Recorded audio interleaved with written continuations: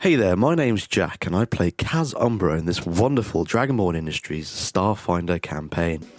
Red alert! Oh! We are back here live on Dragonborn Industries for another episode of Starfinder. What? Where we're gonna sort of begin today with talking about leveling up and what we've done to get to level 2, because last week, ding ding ding ding ding! Level 2, level 2, level 2, and a sneaky guy over there may be entering the campaign at level 2 too. Woo!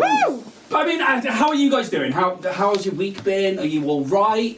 You know, what's been going on?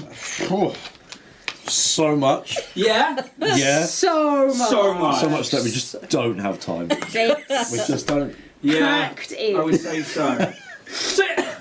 Yes. Yes.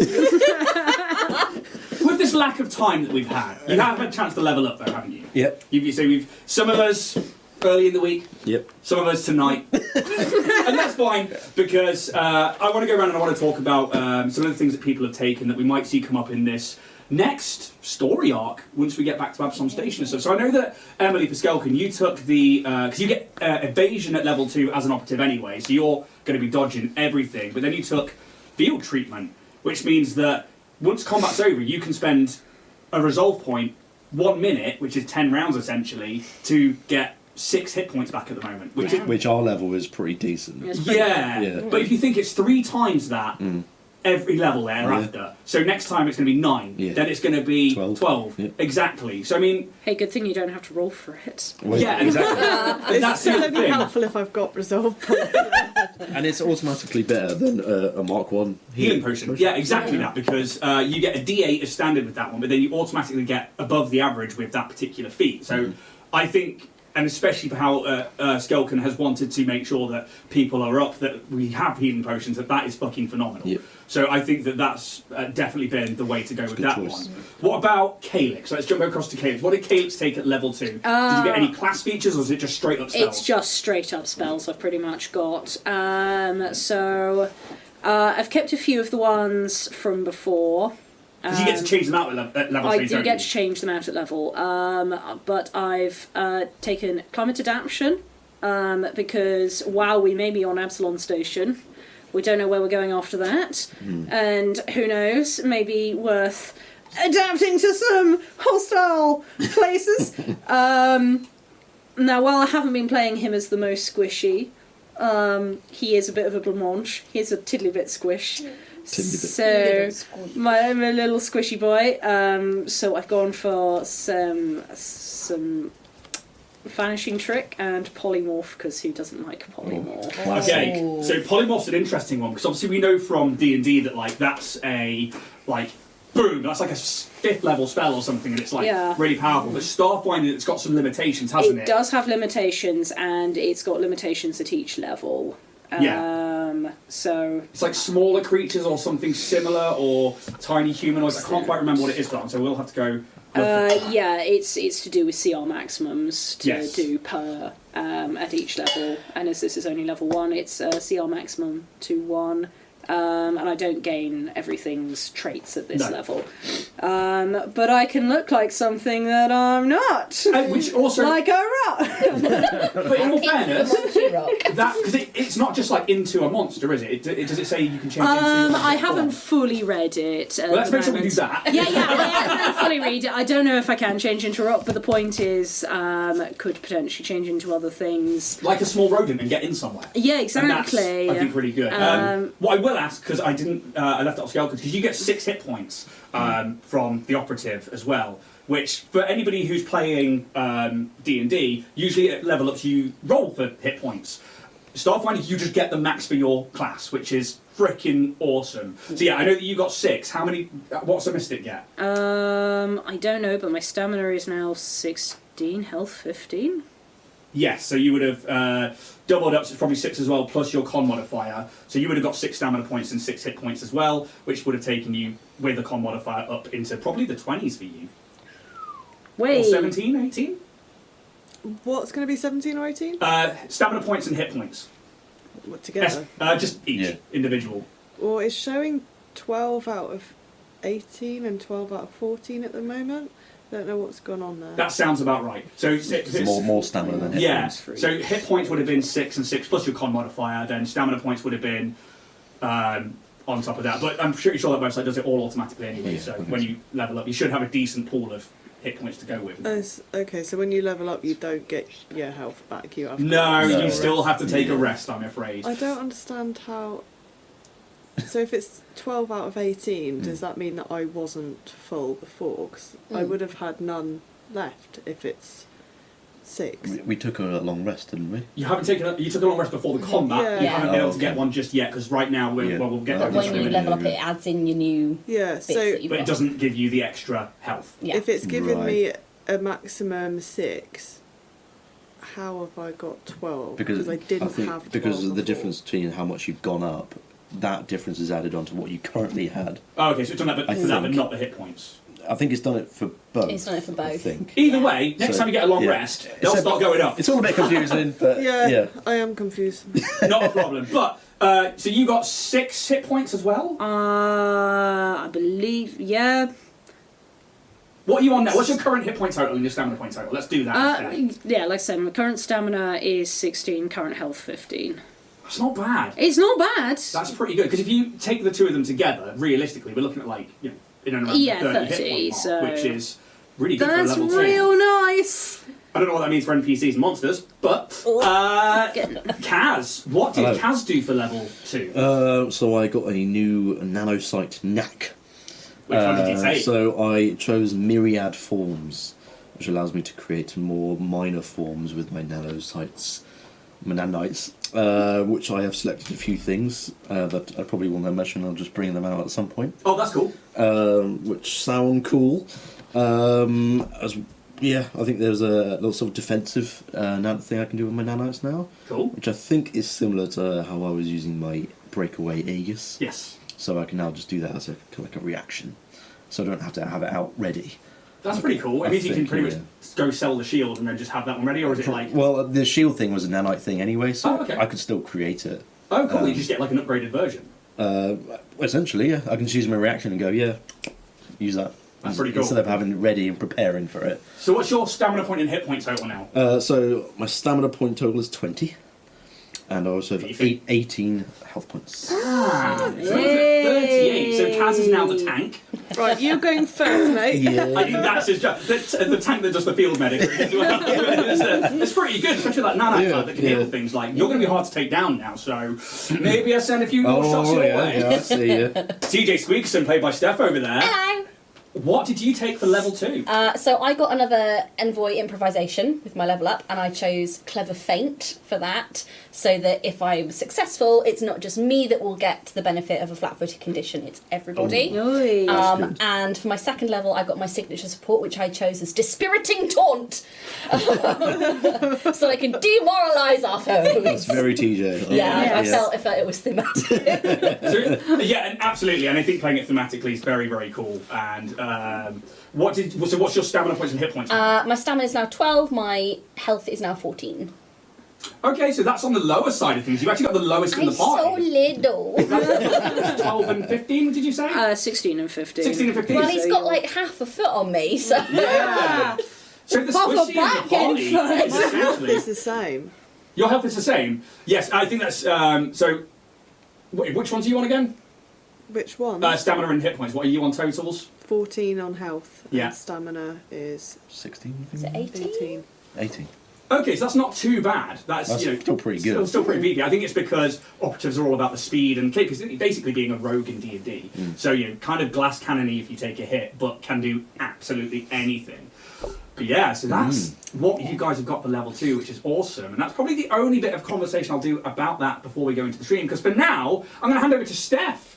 Hello. I wrote this ad this week and then made myself really nervous by realising that I was actually going to have to do it. Bring it the fuck on. But obviously it's Valentine's Day in a couple of days, commercial love day, and so I thought that I would serenade you all today Oh shit, we're doing it. Do you need music? I'm all right. No, I'm going a cappella. I'm pitch perfect in it. I've written a parody song to also express our love for our wonderful sponsor of the stream, Warrior Prince 3D. So, sorry while I eat my nerves. I'm just going to go for it and pretend to be someone else for 2 minutes. When I find myself in terrain trouble, Warrior Prince comes to me, speaking words of wisdom, Print 3D. And when I need some minis, they are in my basket on Etsy. All I ever needed, Print 3D. Warrior Prince 3D, Warrior Prince 3D, for terrain, cosplay and minis, Print 3D. And the Starfinder podcast with their perma code would all agree. Use To the Stars for 10% off your 3Ds. Warrior Prince 3D, Warrior Prince 3D. Use To the Stars for 10% from Dragonborn Industries. Hey girl, this Valentine's Day I want to treat you right, and that means giving you the best. We're going to be taking a wild ride to www.warriorprince3d.etsy.com, where I'm going to let you take your pick of any miniatures, collectibles, battle boxes, whatever you want, baby girl, you're going to get. And don't worry if you can't see what your heart desires. We'll head on over to @warriorprince3d on Instagram, the sexiest social media app, and slide into Rich's DMs with a custom request.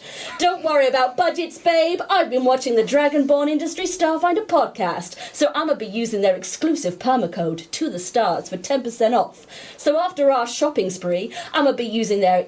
I've done that already. So after our shopping spree, I'm still going to be able to treat you to a fine fast food dining experience. Warrior Prince 3D, Warrior Prince 3D, for terrain, cosplay and minis. Print 3D. Wonderful. I got to follow that. I think I wrote that in a fever dream. Fucking hell.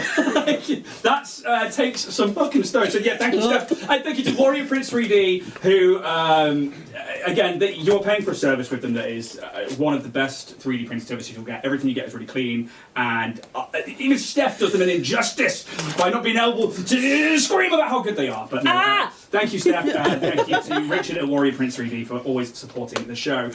But if you're going to also spend some money, we need to talk about Roll and Play Press, because we have an affiliate code to use with them, which is Dragonborn 10, which you can use on their website, rollandplaypress.com. You can't get it off the shipping, I'm afraid. Again, I tried, but they were like, no, you keep asking, but no. But it's nice to see that people are already using the code. That's really, really awesome, and the guys there are lovely. Check out the new One Shot Wonders book, and also they've got a Kickstarter that's just gone out, which is a big book of battle maps. It is fucking insane. But yeah, guys, go check them out. Use that code Dragonborn10. They're really cool. I use them in my sessions, and I strongly suggest that people have them for behind their screens or for their player characters. But apart from that, I don't think there are any more announcements that we need to go through, so I guess it's time to jump into tonight's episode of Starfinder. Woo!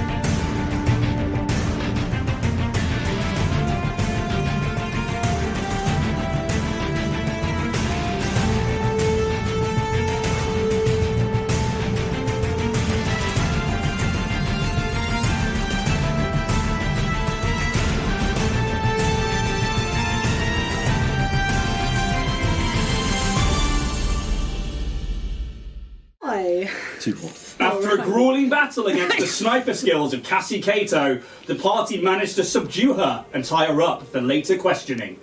During this time, LAMP, a long-range communication device, is fixed and contact with the Zephyr Horizon is made, and Steve, the ship AI, begins to make the journey across the planet to pick up the crew and assess the KIA situation of Adric Iron Fist, the last original crewmate of the ship.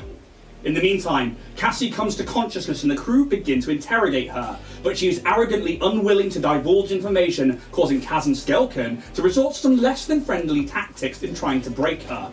Yet she seems to revel in the pain. Meanwhile, TJ and Calyx explore the cave some more, and in doing so TJ touches the orb, and in doing so communicates with the entity. They learn that the orb itself will give some level of powers, and with this, TJ goes outside and commands Kato to tell them everything. Once she has revealed all that she knows, she tells the party that she won't let them leave if she can, or that as soon as she can, she will kill them to stop any knowledge of this orb from getting out. This being the final words Kaz and Skelken needed to hear, they finished the job in a swift, simultaneous motion, and with that, Kato falls dead. With that, the Zephyr Horizon blocks the sky above and begins to descend, and that's going to be where we're jumping back into today's session. As you look up at the reddish sky above, a dark shadow smoothly moves over the top of this deep hole that you are in.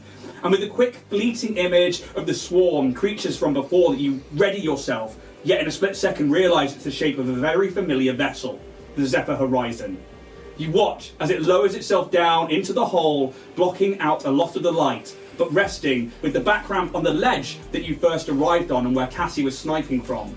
The dust around kicks up, and before long the entire area is covered in sand.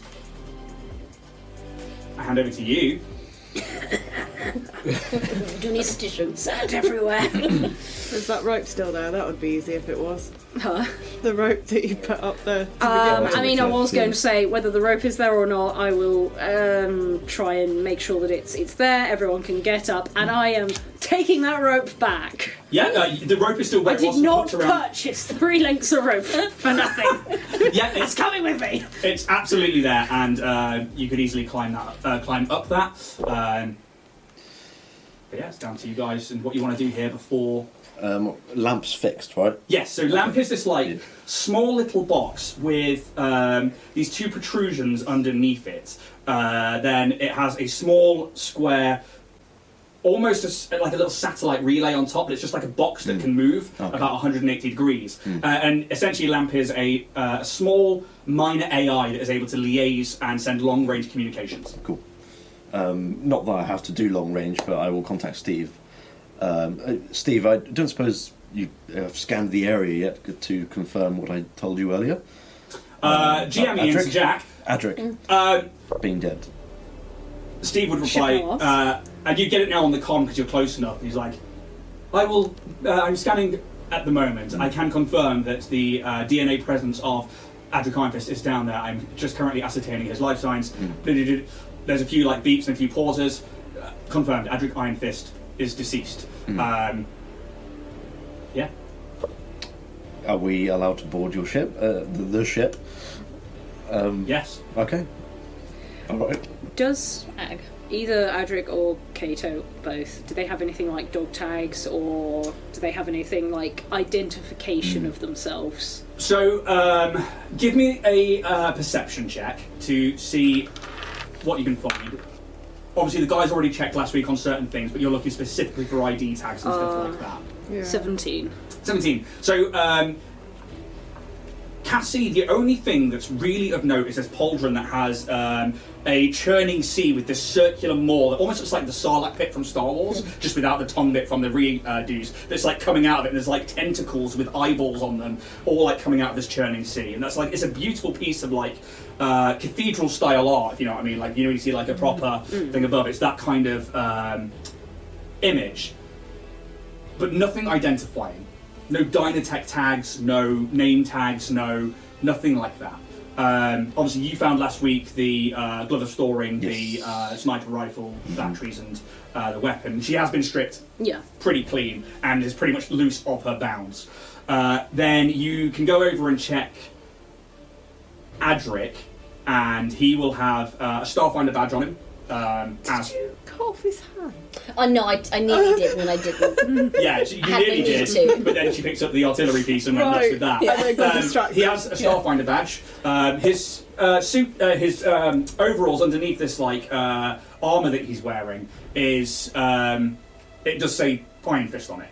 The actual armour he's wearing is a mining lift, which I need to bring up. I can't remember if you guys actually took that off him last time, or if you just took weapons and stuff. I think I just took the big old gun. Just you only searched Cassie, didn't you? You didn't actually search Adric anymore. Yeah. Okay.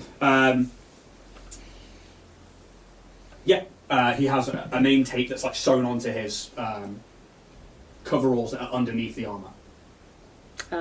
Take the name plate tag. Yeah, you can. You have to like cut it off, but you can Yeah. absolutely take that. And the Starfinder badge if you so wish to. Yeah, go on. Yeah. Anything else? Should we bury them or leave them or take them? I'm not the best one to ask. There been anywhere put them in, or Dave? I don't know Dave's if they actually fit in, quite Dave. good for this. He's Maybe. not that big I'm that not we too can fit in. keen on taking bodies with us, Mm. but if you feel it necessary, then I don't feel any particular way because I did not know Adric. I've never met Adric or spoken to Adric, so I have no attachment to him. So if we leave him here in the dust, we leave him in the dust. Okay. But that is just me. But by all means, if I die, you're welcome to leave me in the dust as well. I don't same think with me. I'd I care. agree with that. Yeah. put me in the bin. I want to be in the bin. Okay, I'll try and remember all of that for if this when you happens. die. I mean, I'll try and outlive all of you, though I don't think that'll happen. But if it does, I'll try and remember all this for you guys. Thank you. A good sort, Calyx. Good Yes. sort. How would you want to be Yeah. dealt with if you died? I thought about it. Do you want to come in the bin with me? I think I want to be in a bin. It smells weird in there. Oh, no, it depends on the bin. I think I'd like to go home, actually. Okay. I might just, I don't know, I feel like, I get that your feelings about Kato, but I might just, you know, while Steve's doing whatever he's doing, I might just bury Adric a little bit so that the Korax don't get him quite If that so much. makes you feel better, go for it. But I'm going to the ship. Shovel out of the cheek. So Like a who's bin doing what? trowel. I will go up to the ship and just make sure all the ship's in working order, ready for us to go. Well, better help Calyx dig a hole, otherwise we'll be here for a while.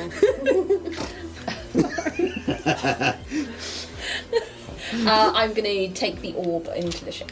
Okay, so going into the ship, digging a hole.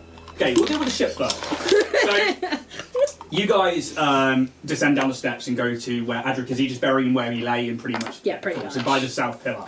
And well, you guys. So Steve is basically nose towards where the entrance to that cave was, and then the ramp is down onto the ledge where you guys first came onto, and Kato was sniping from. You can very easily walk onto the ramp, and the first thing that is abundantly clear is the lack of blood. Dave! Good day. Dave! And you go into the cargo bay, and you go up this like 10-foot ramp, and you open up into like this sort of like 30-foot wide, 40-foot tall cargo bay / engine room. Like the engines are humming beautifully. You would know this just from like the amount of time you spent around Starship engines. And yeah, it just all the lights are on. Everything seems to be operating really well. You hear Steve's voice come across the intercoms and across all the speakers, like, hello, welcome aboard. Then you see Dave come out of like one of the little side, not even an access panel. He's just found an alcove that he likes, and he's like, "Hi, I'm glad you made it back." Dave, you have done a wonderful job. I'll give him a little pat. Oh, And he Keep this up. I'll give you another upgrade soon. he's like, "Zip, zip, zip, zip." "Thank you. This makes Dave happy, I think." Good to know.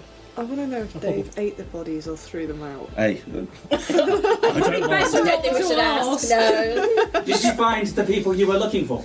yes, we did. Some unfortunate circumstances. Some dead. Well, One alive. all dead. One alive, but yes. Well, I buried the remains of the crew that were Okay. on board. Oh, he buried That Do I was- need to bury anybody else? I believe Calyx and Skelkin are currently doing some burying. If you want to take a break, Jade, Doing though, I some mean, if you want to take a burying. cool 15, you've done a marvellous job in here, so... And it's really clean, very, very clean. So I will wait further instruction, and just like reverses back into the alcove, and like power down, and there's like a little power thing on his side. Yeah, and you can begin to go through the cargo bay, and yeah, it's all working. You go into the galley where it was just fucking blood everywhere, completely clean. Same in the crew quarters. Nice. Things like scar marks from claws or Yeah. bullet holes. You can't really clean You that. can't really clean those. Yeah. But everything else But they're is damn clean. crazily clean. Like Nice. like he's really good at that job. That's a nice buffed bullet hole. Yeah, and you get through and like you get to the cockpit, and again things like brain matter off that front pilot's console is gone, and blood from all around the captain's chair. Even the chair itself has been completely valeted and is completely clean. And yeah, Steve is like, "Welcome aboard. I suppose you are the new crew now." If you'll have us, I think with a yeah, sure. we're not getting off this planet No, that's very otherwise. true. Yeah. Without having any of the previous crew left alive, it leaves down to Well, there's one crew member. He Oh, wasn't yeah, actually a crew. Jordy was Well, more of a sign-on, wasn't That's he? true, So, yes. yeah. yes, with the death of Adric Ironfist, the final commanding officer, now falls into and it's essentially like maritime law, but in Yeah. like galactic spacefaring law.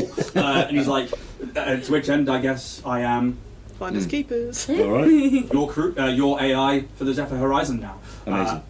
I can begin prepping for travel if you let me know where you want to go, and we can begin the process of departing the planet known as Able. Yes. I believe once everyone's on, we'll probably be going back into the drift. Heading back for Absolom station. Yep. Yeah. I will begin plotting a course. It should take no longer than 6 days. Wonderful job, Steve. Thank you. I'd like to kind of go into the crew mess, the crew kind of area, and just collect any kind of like of their personal effects. Yeah. And just sort of put them into like a little box and stuff, just to kind of Yeah. keep, and then I'm going to hide it with my things. Klepto. Yeah, you actually can do that. And it's like little things like Adric's bunk will have things like little pictures of him, like Polaroids almost, that have been stuck up, but they've got like a date stamp on them, and then it will be like him and the captain. So it's him and Captain Ordana. For a second, I thought it was going to be like kind of like Polaroids of like his sick gains. No. What you see is that him and the captain. 3 years so ago, I was this. this- But now I'm this. Thanks to Dynatech protein. You see that him and Captain Ordana had quite a friendly relationship. They were, in every picture, they seem to be laughing or drinking at a tavern. You've got this like really stocky, muscular, olden dwarf with this like braided grey beard and this like shaggy but short hair, and then this very dark-skinned, almost bald human man who is a good 2 foot taller than him, and they seem to wear like the same coloured like white and grey coveralls with like bits of armour over the top of them. They both wear their Starfinder badges in the same place, and they seem really chummy in all pictures. With things like the pilot's bunk, which is Ellie Mayo.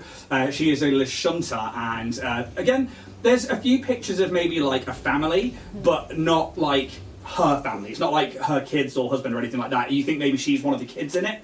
Sure. And then there are things like magazines of like fashion and beauty. Okay. And it's like Castrobellian's Fashion Times or something like that. It'll be like real like things that she's picked up, and she's Yeah. gone, I'll give that a read and stuff. With Bilip, who is this Gipli, there is a bunk that's been cleared out for Cassie Cato, but you know that there's like little things like a frog pit print of a hand that's been done in paint on the wall, but it's a lot smaller. And then so their stuff must be somewhere else. Yeah. Then the bunk above them that Derisday was in would have been cleared out from Click, who is the Chip, who was the engineer, and it's a Yosoki's bunk, and apart from like the wall having like panels that have been taken off and then they've been tinkering with little bits, and you can see that their screen was like tinkered with enough to like be able to connect to something else, and they could then project into that particular bunker and maybe watch things or send comms through that. You don't know. Yeah, and I'd say that's the majority of the stuff that you would find be able to box up. Obviously, you found all the weapons earlier on. You'll have to fix the armor on the essentially gun unit, because you basically smashed the door out, and then Steve just unlocked it for you. And then I think that's about it in the crew quarters. But as you guys acclimatise yourself to the ship, the guys outside, you can begin to dig. Are you just straight up trying to pour at the sand? What are you doing? I don't think we've got much choice. Yeah, I was going to say I don't really have anything in my inventory that can dig. So Rope's not I think helpful now, is it? to a point, it's like digging a little bit down, but then it gets a bit like laborious. So it's just I like even chose not to have pushing it. sand up on top of him. Yeah. So you like basically like managed to drag him into this like tiny little divot and then just push the sand over the top of it. Yeah. Maybe like his boot still sticking out of like one bit. And It's not a good burial. no, and you put like a stone somewhere and maybe mark it. Stones in his eyes. Do you know what would have worked? Maybe a frag grenade would have made a hole in the... Yeah. No, I'm not doing that. That's just ridiculous. But with that, you guys can shoddily bury a member of the crew and then make your way on board the Zephyr Horizon. Are there any repairs that need doing externally before we go anywhere? You can ask Steve and you can check yourself. If you give me an engineering check, and also ask Steve. Steve is like, I am in perfect working order as far as I'm aware. I sense no degradation to the hull's integrity nor to the shields. Now that power has been restored back to the engines and the thrusters, we can fly, and the drift engine is fully operable. 27. It's Wow. hunky-dory. Damn. Minus things being disconnected so that it couldn't act on its own, and turning the engines back on, which Kaz did when you first got there. Ship's in real good shape. What did we bash in then? That was the only thing there is like so in the crew quarters is a gun locker essentially where the crew kept their arms and TJ basically had a crowbar and was like bending it back with Okay, Kaz, right. and then Steve unlocked it. So, Even though the gunner was in That bonding pieces, moment. that shooty bit is fine. We came together. yeah, it's almost like when you look back at it, they were dragged out of the turret Okay. and then mauled to death. Yay! Do you need ammo for ship No. guns? Okay. No, yeah, absolutely fine. But with that, Years. I should actually hand you a sheet. Ooh. Because realistically, We got a new ship. the Zephyr Yeah. Horizon has its own character sheet. And it's not the same as. I know Steve's calculating it, but I'd probably offer Steve help to find Absolom Station. So, really easy to find. You can begin. Well, first of all, who are you guys going to start assigning roles to yourselves? I think it worked pretty well last Yeah. time. What Should we had, do what we right? did? Well, Yeah. we Except We minus don't a have a gunner Vorag. right now. I mean, Vorag is a full. TJ's got a taste. He'll jump into the gunner. Really? Fair enough. I also don't mind swapping around Yeah. places, but Well, I'm very comfortable with the engineering aspect of things. I better pilot it, and I really. I can pilot, but I can I am engineer, particularly but good at engineering. exactly. And I guess you're particularly good at piloting as well. Yeah, I'm okay. We'll keep it same as, and if we get into a sticky Yeah. wicket, one of us can jump up in there. we can You can always always switch seats for you, change so yeah. and it's not- switch. Exactly. But we don't have We a could always captain. get Dave. Well, I'm the captain. Yeah, that's You TJ. Always being been captain the and gunner? Yeah. I'm just saying that I'm happy to, I wouldn't ask any of you to do something I wasn't comfortable doing myself. What a leader! Steve would pipe up. If you have selected a captain, if you could let me know who they are, and then all the members of the crew, please, then I can add you to the roster, and we can begin our new adventures together. Kaz, engineer. TJ Squigson, captain. Slash gunner. Slash gunner. Slash whatever you need. Slash tea maker. Pleasure to meet you, Captain. Not that he nods, just the Calyx, navigation, I suppose. science officer. I'll take that one. Yeah, nice. Skelk on shore, pilot. The pleasure is all mine. Hopefully, we will have a safe trip back. I calculate no more than 6 days, and you begin to start calculating, and actually, because the Starstone reactor at the centre of Absolom Station is a ginormous drift beacon, the biggest one in known existence, it's very easy to find it and to navigate to it. To which end, no matter where you are in the galaxy, it will only ever take no more than 6 days to get to it. So it's almost like the brightest lighthouse out there kind of thing. Yeah. However, as you begin prepping to go into the atmosphere, I would like a D4, please, just to see how long it's going to take to prep and get up outside of the planet's atmosphere.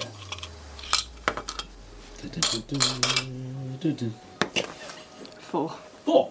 So we're looking around 4 hours to basically travel up and good. and stuff, and that's not a problem. And eventually, after these 4 hours pass, you breach the gravitational pull of the planet, punch through the ozone, and then manage to get into the star system of Dak-Chi, where again this like dying coal of a sun bleeds this like blood red light across the 5 planets that are there. You see the wrecked planet of Terion Vesh that you had passed in the previous ones, and obviously just you doing the last of the scans, you managed to get the last of the mapping done before you find a position to re-enter the drift close to the beacon that is now here.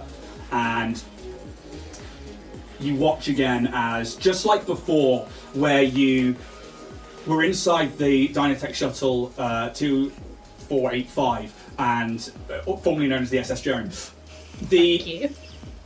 that line Frag. of energy comes out from the drift engine at the back and begins to like run over everything like a scanner on the inside of the ship. And as it goes to the front, where I'm assuming most people are on the bridge, you see like the field of stars and that red sort of nebula look around you begin to change and turn purple and black and blue, and then goes to like a long distant void of next to nothingness as you enter the drift. And that light then comes back in towards the drift engine, and you have successfully traversed into the drift. Could you roll me, please, Skelkin Shaw, a d6? This will be how many days it is going to take you to get back to Absolom Station. Well, I will also tell you guys, travelling back to Absolom Station, 0% chance of an encounter. Hey. It's nice and safe. 4. 4. So 4 days of drift travel. Now, unlike before, we don't have to sit here and roll a d100 for each day, because getting back to Absolom is a lot easier. But is there anything that you guys would like to do in the 4 days? Rest. By all means, you can take that long rest box 4 times. I'm doing it. Absolutely. Hit that long rest. Unless somebody's going to start a fight or go looking for a fight anywhere in the middle of that, you can click that 4 times. What's the benefit of doing it 4 times? Because you only get your hit points back per level, so you'll get 2 hit points back per rest. You'll get all your stamina points back, but only 2 hit points. Oh, I don't need to do it then if I'm max. Yeah, Yeah. Okay. that's fine. Yep. I don't know what else Kaz would do. Yeah, just Get to know I think you might the have like some ship. small projects going around that you might just be working on Yeah. engineering wise and just tinkering. not a problem at all. Yeah. But if there's nothing major that you guys want to kind of do, is it like... No, I was going to say I wouldn't mind trying to find any of Cassie's possessions. Then They're be already like, gone, mate. no, I know. I'm going to look for them, find they're not there, Yeah, and that's the and thing. then An odd lack of them. And like Derestays, who's with you, is like, she really didn't come with much. Which is what was quite surprising that she came on, and I figured in my naivety that it was just a case that the crew was going to feed her and have everything that she needed, and she was just going to stay on the ship and nap. Obviously, with the big rifle and everything else, it was all concealed, but... But yeah, I'd like to see if she did any mapping data whatsoever. Not that you can find. And I know that you took a data Useless. pad. Yes. But yeah, she absolutely did not. I take it Didn't you even left do her Doris fake Day's job. stuff, TJ. Sorry? I take it you left Doris Day's stuff when it was. There would have been actually in Chip's bunk was a bag of essentially books and papers, and then one of them is like, D, I've got your stuff, we're looking for you. I think was the message that you left on the paper. I think TJ's just literally scooped it all into the briefcase and gone. Because I obviously would have wanted to talk to Doris Day about that paper and what he'd found, but if he can't find it, I guess Yeah, because you guys, he would have stayed with you specifically to bury Adric, and then that's Ian forgetting he was there. And then, Dearest who? yeah, and that's pretty much it. He would, just be like, oh, Dave? has anybody seen my bag? You seen it? I haven't seen anything. Probably have to ask Dave, because that would be the first port of call. Who's Dave? Ah, yes, we added a new member member. of the crew. Crew member. He's a toilet. He's a toilet, but he also does clean the place. I mean, as you can see, it is spick and span in here. If you just go down to the cargo bay, you'll find him. Right, I'll do that Yeah. at some point. Yeah. But have you seen my bag? That's what I I have mean. not. Dave might. Oh, Yeah. Okay. And he goes off to the cargo bay. And, you don't know what he does unless you're following him. No, And then, No, I'll go with him Yeah, and show him Dave, because he doesn't know what he's looking at before. He'd just be and like, he's like, Dave! and he's Are like, you a Dave? yeah, and like he literally goes in. And he's like, Dave, and then you hear, and then it slowly like wheels out, and I just imagine Wally. it's pretty much based on Wally, but like more British bin. Instead of a compactor, it's like what I envisioned was Wally, and then I took the tracks off, gave it wheels, and then you know the machine that goes onto the DeLorean for Back to the Future 2, and he's just like throwing trash into it to like get the power. Yeah, that was the okay. whole inspiration for Dave. That like they would take something shit and turn it into something good. Dave. The premise of Dave. That's exactly where he came from. And yeah, he kind of wheels out and he's like, hello. Hello, Dave. On your cleaning travels, you didn't by any chance come across a bag full of papers, did you? No, my only cleaning was the biomatter left by the previous crew. I buried them. Any bits I could not process. Oof. I I want to know what's the biggest bit Dave could process. mean, yeah, that comforts me that you buried them, rather than just devoured. I asked Steve what the traditions were for their people. He said usually it would be burial or cremation, so I tried to do what was best by Steve and by the crew. I mean, that's a very good job, Dave. Bear in mind, like, he's got a long, solid Hoover arm and a claw pincer arm that's like on a retractable. So how he buried those? I was going to ask how he did it, and then I thought, no, let's not. Let's not ruin it. I'll say, well, sorry to bother you. Thank you. That is quite all right. Dave. Hello, Dee. I am Dave. Bye, Dave. Hi. He just looks at you, Dave, and then he's like, okay, I guess maybe Cassie took it, or I mean, she had longer left with the ship after we ran. It was there. Oh, I left you a note. oh, what did it say? Don't leave without us, because we are without a ship. Good call. While they're gone, I'd like to sneak his bag back into Yeah, fair enough. You had that conversation. It's, I mean, or you actually doing it sneakily while they're in a different room. Yeah. Oh, give me a stealth check then. Okay. What's my stealth? I so want it to be low. 18. 18. I mean, you and Derisday wouldn't be in that room, but I mean, Kaz and Calyx can absolutely make perception checks to see what they see. I think, yeah. I mean, that's a 26. You'd see it. I also got a 26. Yeah, you guys watch, like, they've asked about this bag. TJ, I mean, would you have been like, no? Or would it, like, I'm more? like, And then they disappear off through the galley and out to the engine bay, the cargo bay, sorry, the engine room, and then you watch. Would you, like, scurry in and be like, I think it's that, like, I think the shades go on, and you know, In space. you know, like in like shows when someone goes, oh yeah, just play it cool, and people just act so not cool. It's that kind of whole like strutting over, like, oh, yawn and drop it into the bunk. and yeah, you know, return to the bridge, just like, oh, stretch the legs or whatever, and then got to get back on the wheel, if you know what I'm saying? I like to imagine you also struggle to get it on there just for the Oh, height. yeah, It's like, absolutely, completely. Yeah, and eventually when you guys make your way back through to that area, at whatever point that is, the bag is then on the bed in a completely different position to what you left it. Book maybe like slopped out to one side. Fuck's sake. Darius is like, oh, did you not? Oh, okay. And he's like a bit confused, and he like starts going through it and stuff.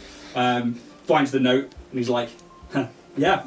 I mean, what do you want to know? I mean, I suppose everything that I found you sort of know now, but if you've got questions, ask, and vice versa. I mean, I know that you were trying to dive into the Starfinder archive to see what else came up, but A big fat nothing. is it not strange that I hear about it through pirates and smugglers, but yet you find nothing in the Starfinder archives?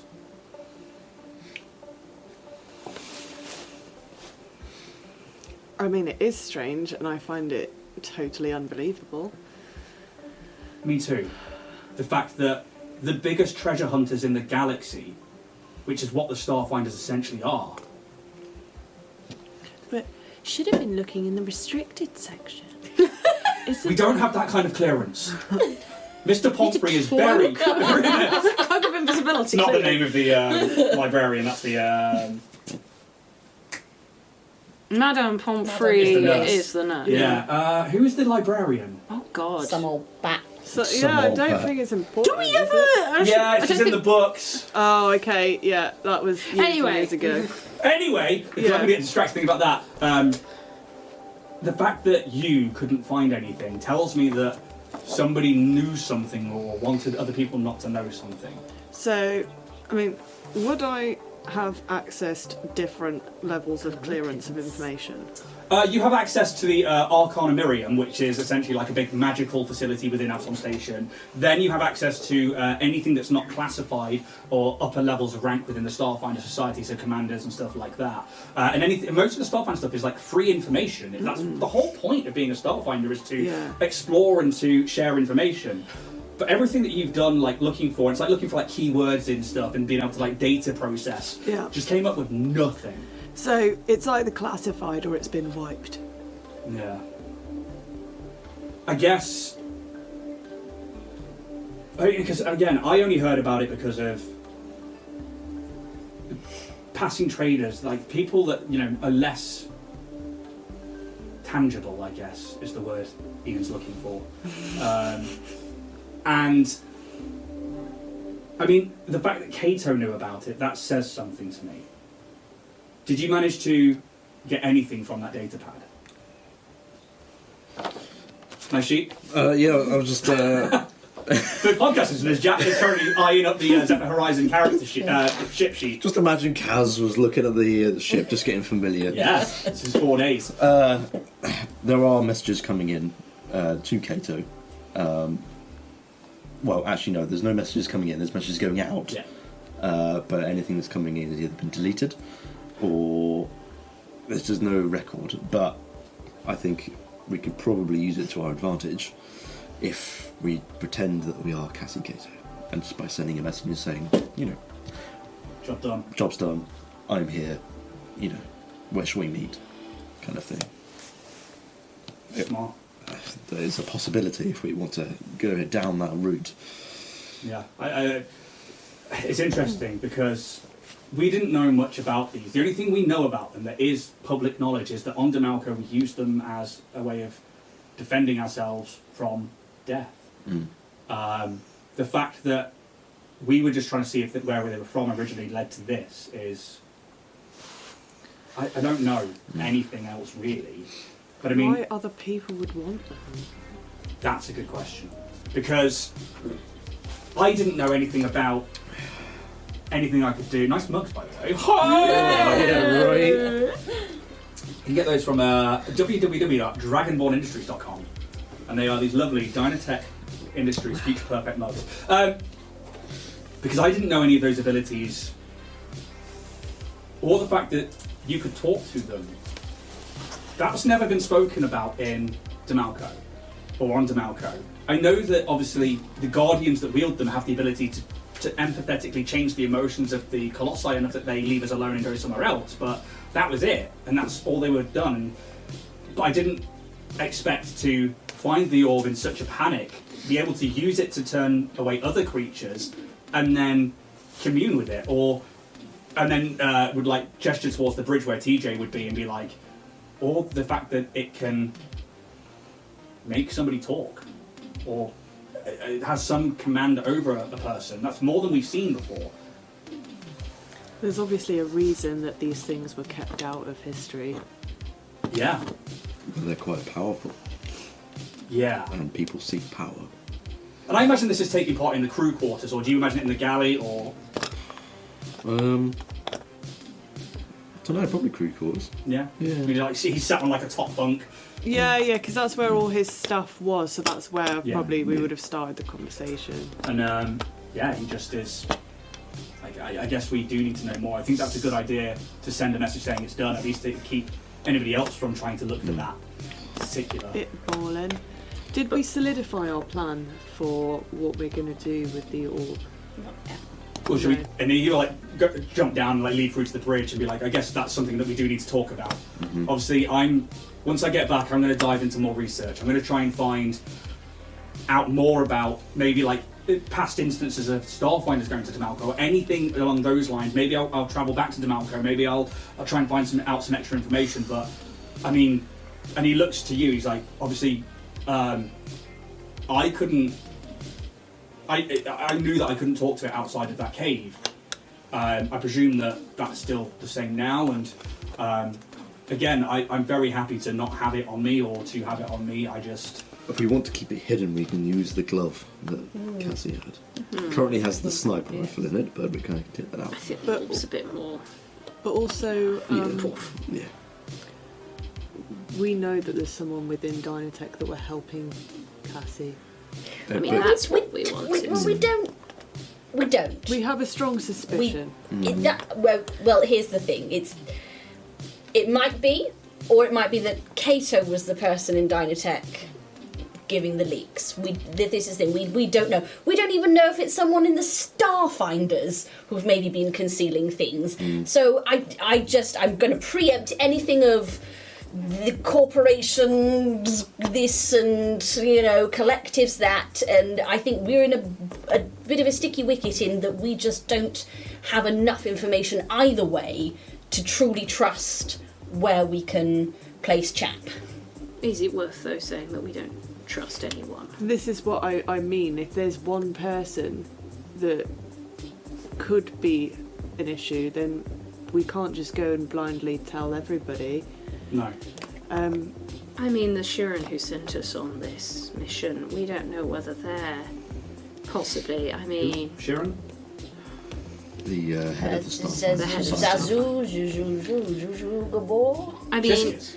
I don't know, I can't Yes, remember. Sorry. that sounds familiar. No, he's not the head of Starfinder Society. Was He's like, Zano? no, Elisbo is a human in the head of the Starfinder. no, Probably not there the was a head. Shirin. It was definitely a Shirin who sent us. I'm quite new to the Dynatech Starfinders, so thing, I think. But I mean, probably. they sent us. How do we know that maybe they don't have Yeah. But I reason mean, to want? when Very true. she was more talkative, she did say that she got herself the role at Dynatech. Zano. Zano. Okay, I didn't meet them, but if they got themselves the role at Dynatech, then yeah, I mean, I guess that for me, that would say that they're the leak, but at the same time, we don't know if somebody got them that role inside there. We don't know if they were the only leak Exactly. What if you guys keep hold of the orb? If you've got a way of concealing it, like the glove or a bag or anything. I mean, and he looks down at like his like lack of weaponry, and he's like, "I'm no killer. I'm no fighter. I'm not going to defend it. If somebody wants to take it, they've got an easy job with me." Let's not give it to you then. Probably for the best. But I mean, are we going to lock it away? Are we going to keep it on us all of the time? It's going to make us a target. Well, But I only mean, if people know that we've got it. As far as I'm aware, whoever sent Kato knew about it. But if you can say that the job's done, and she said she was going to destroy it, or try to. no one's going to suspect a glove on someone if you put it in the glove. Yes, but if they've sent Cassie out there and they know us, and then Cassie doesn't come back, but we do, it's going to happen. They're going to look on the roster, they're going shipping rosters, they're going to see she hasn't returned and we have. Yeah. It is likely we are going to be watched, we are going to be investigated unknowingly. So are we telling the truth about Kato? Yes, I think so. I think we have to. Yes. But about then what we can't just say we don't know what she was after. Well, I mean, we can. Yeah. We can say that she... I mean, it's not necessarily a lie if we say that she attacked us and she was the one that betrayed the crew and killed everyone. We can... And he looks uncomfortable, obfuscate the truth about the orb and keep it a secret. And So say we found nothing. that She was, my mission was a failure, but hers was apparently something else. but it doesn't make sense why she would attack for nothing if there was nothing there. I think it makes her slightly unbelievable. Or maybe she was. She was going on the premise that Same as me, that something was. something was there. Or we say that we got there and she was already dead. Or that. That whatever, we never found any orb, we've never seen it. I think- we don't know why she was there, and she was just dead when we got there. As was the rest of the crew, and Derrisday was the only one we found. If we could keep it as The close to only the thing truth with as that possible. is it's going to put a lot of suspicion Yeah. on you if that's a sole survivor Yes. situation. I'm okay telling the truth up until the orb and saying that we don't know what she thought she'd find. There was this room with carvings that we didn't understand, Yeah. pillars. So At the end of the there. day, if we tell the truth and say, Cassie killed the whole crew, tried to kill us, we had to defend ourselves, blah blah blah, don't say anything about the orb. If the Starfinders or whoever we tell happen to be the ones that ordered this, Yeah. then we'll find out soon enough. Until But it gives us But not only that, buffer we're not time. necessarily lying there either. no, Exactly. until we know I've who got to we do can some trust. editing on my footage. Oh god. I Is it think worth it's sending that message now? Well, we can't really So- do anything until we get in. I have- Well, I it'll, have- can we? it'll ping off when we get there, but it'll still have a date I stamp suppose. on I it. have thought that we should probably try and keep regular communication with whoever this is, because she has been sending messages quite regularly. But if the So official if story they don't hear anything is... for days, and then all of a sudden a message comes out of nowhere, it could be a bit suspicious. But it's even more suspicious if we come back and say, oh, Kato's dead, and then they've been getting messages. Yeah, but that's only an issue if this person has penetrated Dynatech or the Starfinders. If they are an entity by themselves, then it doesn't matter what we say to our respective groups. I still think, they're going to notice that Cassie hasn't come back on the Zephyr Horizon with I us. am Other with thing- you on that. I don't feel it necessary to send messages. I think it puts us in more danger. For now, we have escaped danger, but I think sending a message pretending to be someone is putting a target on our backs that we've just got rid of. Yeah, I suppose they might be able to track this compound once we're in the. I mean, the we data could send sphere. the message, orb destroyed, however, just made contact with a new crew, and then we could say that she attacked us after we met her and she sent this message, and then we dispatched. And he looks uncomfortable saying that. Yeah, I It's- guess that that's is a lot too of lying. complicated. I think it's I too much. think we just have to be straight up and just not mention the orb. Just keep it We simple. don't know anything keep about it. the No, and maybe We didn't place find them- anything. She didn't find anything. She got pissed. Decided to cut our losses. End of. I think we just have to act like we don't know what's going on. We just defended ourselves. We did the job. I honestly think pleading ignorance will keep us safe in this situation. I believe And so. what do we do with the orb? We put it in the glove and then There's the glove. take it with us? This is a question I had. Can you, or have you tried detect magic on the orb? No, I haven't actually. I would like to test it if it's in the glove, whether you can still detect magic, because GM screams inside. Zano is one of the most powerful people I've ever come across. And this is the thing as well, because we don't know what kind of scanners we're going to come up against, because, you know, I assume that kind of tech at some point is going to get picked up by something. Is it worth maybe keeping the glove on board here, on the Zephyr? Can they access the ship? I believe the glove has to be worn to be used. Okay. So you can't just put it in the glove and then put the glove in the chest. No. Yeah. My only thought is we put it in the glove from when we get to Absolom Station, so we can at least get it off the ship if we want to. They are going to want to have a look at the evidence, I suppose. I have a contact that I trust, but that's entirely up to you guys. It's whether also you're then, happy are we with that, putting more people in danger?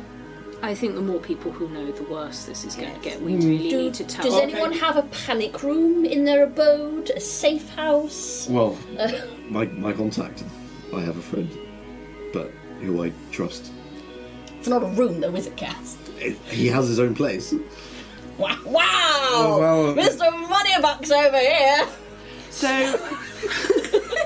he's actually quite destitute, actually. FYI, the story actually, you could take it off and leave it somewhere. Okay.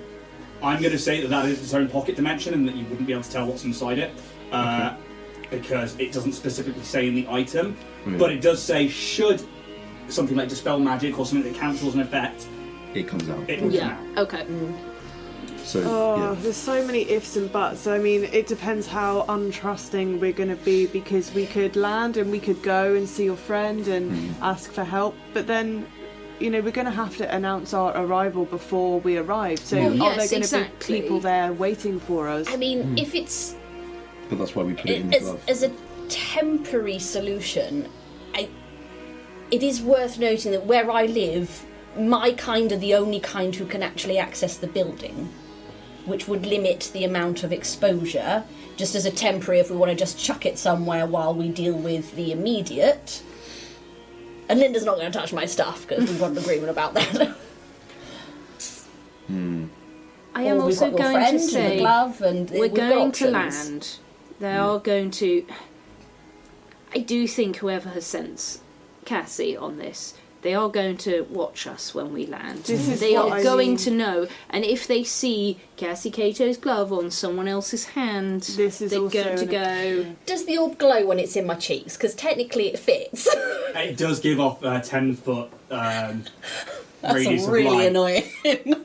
I mean, We're going you're down a quite rabbit plushy hole. though and quite furred, so I Yeah, think it's like, and yeah, you are right, we are going down a I'm rabbit just hole. glowing. But I would say there is somewhat Yeah, of an it's like that's putting fair. a torch in your mouth, I think. And it is, 'cause it's like a bulk. It is like, Seal in the vein. yeah. See, there is huge risk with bringing it, and I actually kind of wanted to leave it on the planet for this exact reason, because we knew where it was. But now we have to actively deceive people. But I mean, if Kato sent a message back saying that she arrived on Able, that means that other people now know where it is. But At least we know where it is at all times if it's with one of us. we're not going to be searched when we, as soon as we we're not enter gonna be Absalom. patted You know, down. we're not fugitives. If or you've got No, if we're one of those not, long sleeves, but- Kaz, you can cover your glove with a little bit. that could probably work something. You did watch the same programme as me, right? Where they literally got put in a prison cell when they landed because they knew too much. Have you done something wrong? No. I just think I feel like We've if just done a somebody job for wants the we Starfinder. are going to be watched as soon as we land. Of course we are, but no Somebody's- one's going to be like, Wait. "Hey, you, we need to pat you down." Well, this You know, is we the can get thing. off the ship. I think Please. we need a short-term solution, and then when we have Yeah. more information, we can make a long-term Exactly. plan. Okay. My pitch is we put it in the glove. If you guys are happy, I'm happy to give it to my friend, just for short keeping. But when are you going to have the opportunity to give it to your friend? Because I feel like if we land, we are whatever we do between then and going back to Dynatech is not going to be private. I think keep it on yourself for a while, Kaz, if I'm honest. Okay. I think just Okay. play it chill, play it cool, and this is the thing, we don't know quite. I've never done a debrief before, I'm not quite sure what it entails. No. So we've just got to, once we land, I think this thing. Keep it hidden, keep it secret, keep it safe, and then we'll go from there. There's no point us going round and round in circles. Oh god, that sounds so fun. Anyway, there's no point going round and round like this until we've got a better idea of what it is we're working with, because we're just going to get ourselves in a bit of a pickle and get ourselves all worked up. And and I'm going to reach out and just grab whoever's closest. We've done an amazing thing here together. Fuck Vorag, but all of us have done an amazing thing. We have really come together on this, and I'm very proud of each and every one of you, and I hope that you're proud of yourselves too.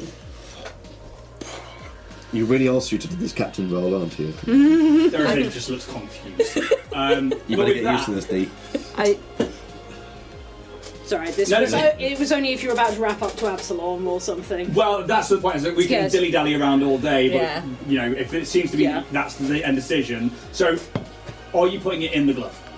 Yes. Somebody has to We'll wear put it in the glove, and then Kaz is going to be taking that's what I had a look at. probably for the moment. But so you have it now, yeah? Yeah. And there's a small sense of emotion that comes from it, which is just curiosity. I'm going to go and stay with my friend Kaz for a while. He's rather wonderful, and I think you two will get on like a house on fire. Yeah, there's only that sense of curiosity. You don't sense anything else, and it's like minor. You can hand it over to Kaz. I will do. And then you can store it within the glove of storing. To which end, you need to take that sniper rifle out and put it somewhere. Yep. Because Sniper. Yeah, I can't use long arms. No, it's not a long arm. So it takes long arm rounds, but a sniper rifle is a separate class of things. So operatives get melee weapons, short... no, not advanced melee. I thought I couldn't use any sniper weapons because they weren't fucking small arms, and I just don't know what weaponry is. No, it's what we went over last week as well. So you get sniper weapons as well. They take long arm rounds, but they are their own classification of weapon, and you can use them as a operative. You can use them. Then yes, I shall. Okay. And you didn't take them before because they were so expensive. The reason you didn't take them before at level 1 because they were so expensive, because they were like 700 credits. Add that. I think Just on our 4 days, just because I really want it noted that I've done this, I'm going through the footage that I've had from our journey. Oh, you're deleting orbs. And I would like to cut out anything orb related, anything fingernail related, and anything Vorag related. You are unable to edit the files within the camera. Oh no! Wait! Oh. In the cheeks. I'm going to keep it down, I'm going to turn it off and just keep it in my cheeks. Where's that come from? Did you have it the whole time? The camera? Yeah. The entire time. We didn't just You had it find in your face at some point. Yeah. You were like, you and Borg were like, ugh. I know. I was just wondering if we picked it up from somewhere or if you just... No, I got it specifically for this. Dynatech issued. Yeah. Oh. Also, Yeah, you try and you try. There is no edit feature. You cannot delete footage. Bloody It is entertainments. A bit of space curling with the evidence. Nope. We need to give something back. If I can get this to my desk and edit it at my desk, I've got stuff I can work You with. don't think they'll ask for it? Do you want me to have a look at it? Return. Oh yes. There is a tech workshop on board. I can try and Yeah, there is do tech something workshop with on that. board. jury-rigged Shall I make edit a computers button. check or engineering? Yes, it would be a computers check because this technically is a computer, and I need certainty. Scaling. What's that mean? Yeah, just type in the box. SHO. Yeah, just search it honestly. Anyway. It's like a Sahobad. Yeah. We've got our It's the very our bottom. pitch for ready steady salad as well. Yeah, we computers really check. do. Okay. I'm trying to remember my line manager, what her name is. She really need to... Not great, but it's still a 15. Sorry, my sponsor. You begin trying to get into it, and Can I get a She bonus wants for using the tech footage. workshop on board? if the tech workshop says that you have a bonus, Doesn't specifically say. a quick look in Starships just to make sure. Zephyr Horizon, you. Do I click that one to reload? Yeah. I'm gonna assume that I've got time to reload all my weapons. Yeah, absolutely. No, why is it staying at 18? Because then you don't have any more batteries left. I haven't used any. You probably only have one battery. No, I bought lots of batteries. We will check that in a little bit then. I would have maybe done 10 shots in this entire campaign. So, 10. Through systems. I have 4 left. It's just not working. Tech Workshop contains all the space and tools necessary to craft technological items. Though the crafter must still provide the necessary raw materials, such as workshop reduces the crafting time by half. So it's not crafting an item. Okay, so it was a failure, was it? Yes, and something that you notice is that it is firewall protected. It's alright. I can deal with it when we get back. It's fine. Yeah, It's fine. I thought I might be able to do something with it, but it's Thank you. I appreciate yeah, the no effort, problem. Kaz. No problem. Providing they don't The one last thing I'd like want to do it during upon arrival. 4 days. 2 seconds. Yeah. It's fine. It's all good. Listen, I can hold them off on a deadline, so I can make sure that I'm just cutting out all the image of people eating and things, and Trimming. except the cooking program, because that's going to go straight down to entertainments. But no, it's fine, and yes, it'll be hunky dory. Caleb, you had one last thing. One last thing, it's just a small thing. Just while this 4 days, I think Calix will keep a lot to himself because he's like digesting the whole this is not what I wanted and signed up for, and he's just going to be creating this long tapestry. It would be relatively hard, I suppose, to understand because it's all in binary trees with loads of knots and differences, but it's like a type of language that he's writing in, and there are pictures in it, but it's mostly just these binary tree knots. Cool. And it's just a record of what's happened. Sweet. Nice.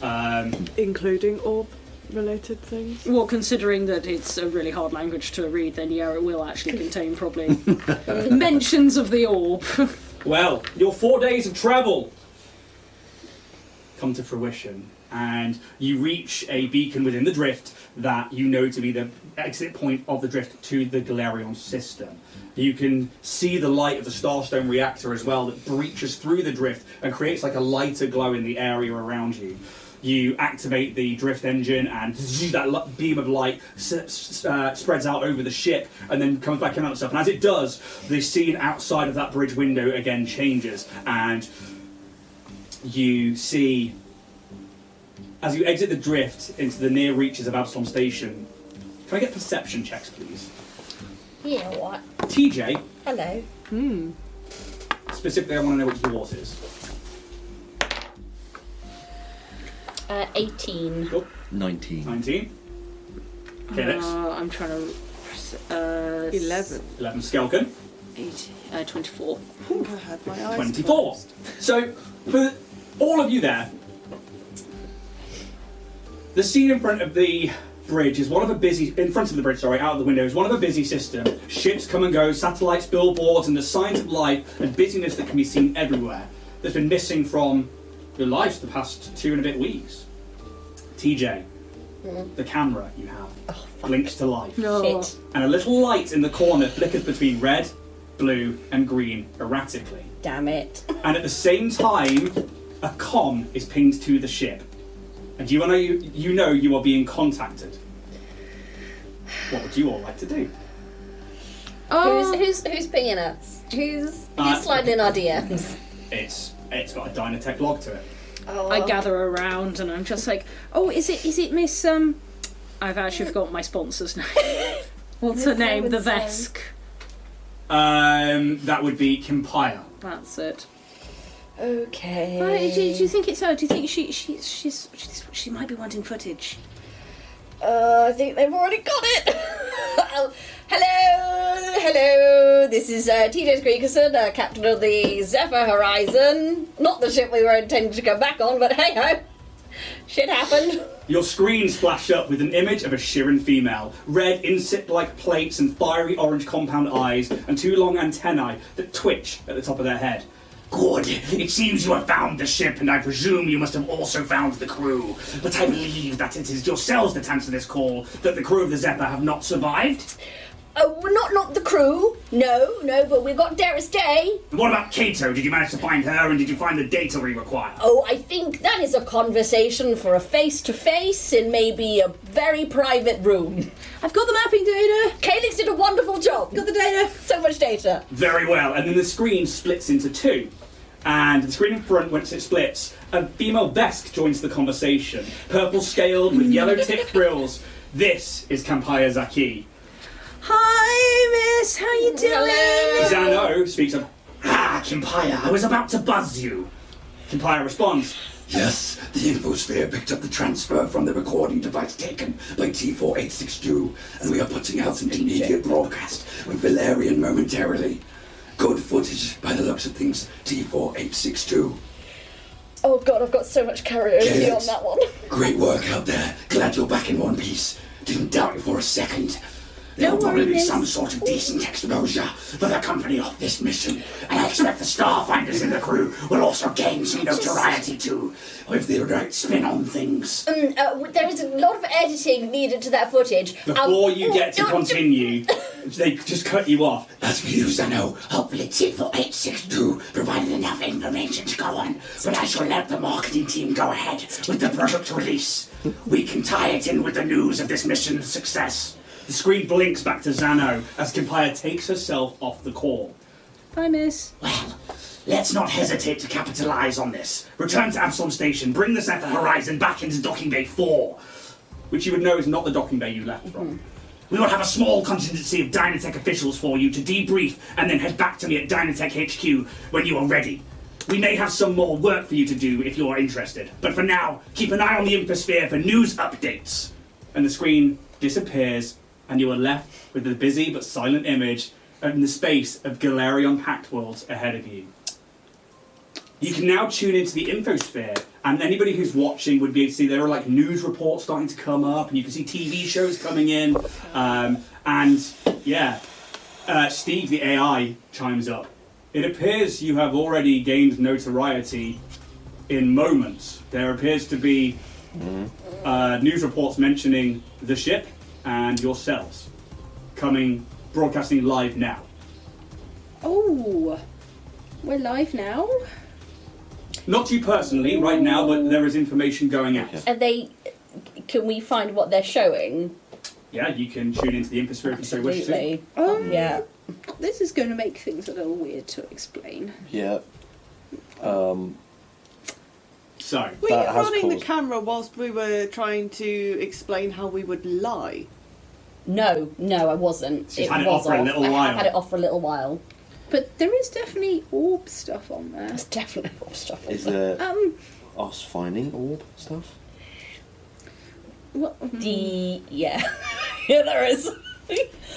Yeah, I think my whole Darius Day is like, just like, mouth is hit the floor, eyes wide, like looking at you all like. the whole Vorax Grandad thing is on there. Oh god. There's also a lot of footage of you guys brushing your teeth, and Kim Pern, she did say that she was wanting possibly I thought this they were to be gonna like give an me the chance advertising to edit launch. it. I thought that was the point, that I was going to get to actually put my stamp on it. So what you start seeing turn up are breaking news. Starfinders and Dynatech find missing crew. Breaking news. Dynatech saves Galarion and stuff like just these like really obnoxious like news headlines of like Excuse grandeur. me, Dynatech saves. Dynatech and Starfinder saves Galarion, the system and stuff like that. It's just like really like They eye-catching pay stuff. to get first place on the naming. Wait, we said They how did we sponsor the save mission. Well, anything? after a few more minutes, video reports start coming out, and one of them is a news report. And you can flash it all up on the big screen. It's like dun dun dun dun dun, and then a small plant-like being with a circular bulbous head that has a plait of stems sprouting from the top sits behind a desk wearing a black smart suit and looks directly into the screen. Good afternoon, Absolom Station. I'm Rick Red Valerian, and I'm here with breaking news story. A group of Dynatech Industries delegates and Starfinder explorers have just returned from a very dangerous mission in which a previous crew had gone missing. A video appears on the screen showing the entry and combat onto the Opal Gem and finding the Drift Dead. They found missing Starfinder Wenz Marini, who went missing over 70 years ago. We go now to AV40 with an interview with the family of the deceased. The camera switches to a middle-aged Lashunta male sat at a table, mouthful of food, mid-bite, with what looks like a family, human wife, 2 kids, as they look surprised to have a camera in their face. And a robotic voice can be heard. You must be revealed to finally know the truth of your uncle. Tell us, what is better than good news and a meal with your beautiful family? And a microphone is shoved into the guy's face. The man looks surprised and his eyes widen and stumble to find his words.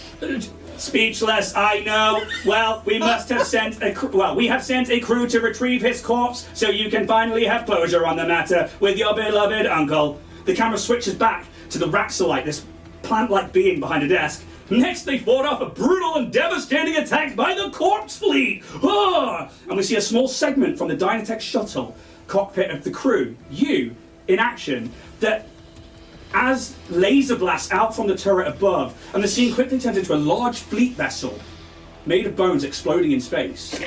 I don't remember it being quite that. No. Is that marketing too? That'll be ends. That'll be marketing. That's got to stand. What are the corpse fleet up to now? And is anywhere safe from them? Well, not with this crew around. We have an interview with Eoxin Ambassador Gavalasker Nor on tonight's show with Kaylee Beliski to talk about how much danger we could all be in if the corpse fleet attacks again.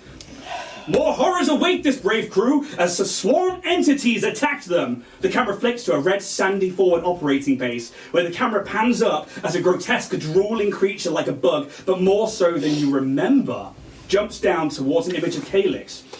But you all know it wasn't Calyx that attacked first, it was Vorag. The camera cuts several times and shows the party shooting this creature down. The camera then pans to the Zephyr Horizon and we hear Rick Red talking again. And the crew of the Zephyr Horizon was found, but most had unfortunately perished in the crash landing. Luckily, some of the crew had survived long enough for our new heroes to find them. And an image of Cassie Cato slumped against a rock, dropping her pistol is shown. Images of more fights against the Korovox are shown, and the temple entrance with the lighting made to be more dramatic and mysterious. Seems like the battles here did leave some remnant swarms. And the Veskarium has been contacted to explain the situation, as the planet, which we cannot name for security reasons, is in Vesk space and would fall under their remit to destroy what swarm remains. Luckily, Dynatech Explorer Calyx, and an image of an axolotl head silk moth smiling appears on the screen, was around to save the last remaining Starfinder crew of the Horizon, and a clip of Calyx casting a solar flare flashes up before the image of Derisday is seen walking towards the Zephyr Horizon with the remainder of the crew. I don't remember that happening. No. Butchered my footage! Oh. Who are these heroes? Well, they are none other than some of the ones who defended Absolom Station from a terrorist attack that has been on everyone's mind since the outburst in the Eye recently. And as he says this, images of Kaz with his sword swinging, and a skeleton gun out exiting from the briefing room, as then a shot of Calyx teleporting away as the combat gets close from all the security cameras that were in that room.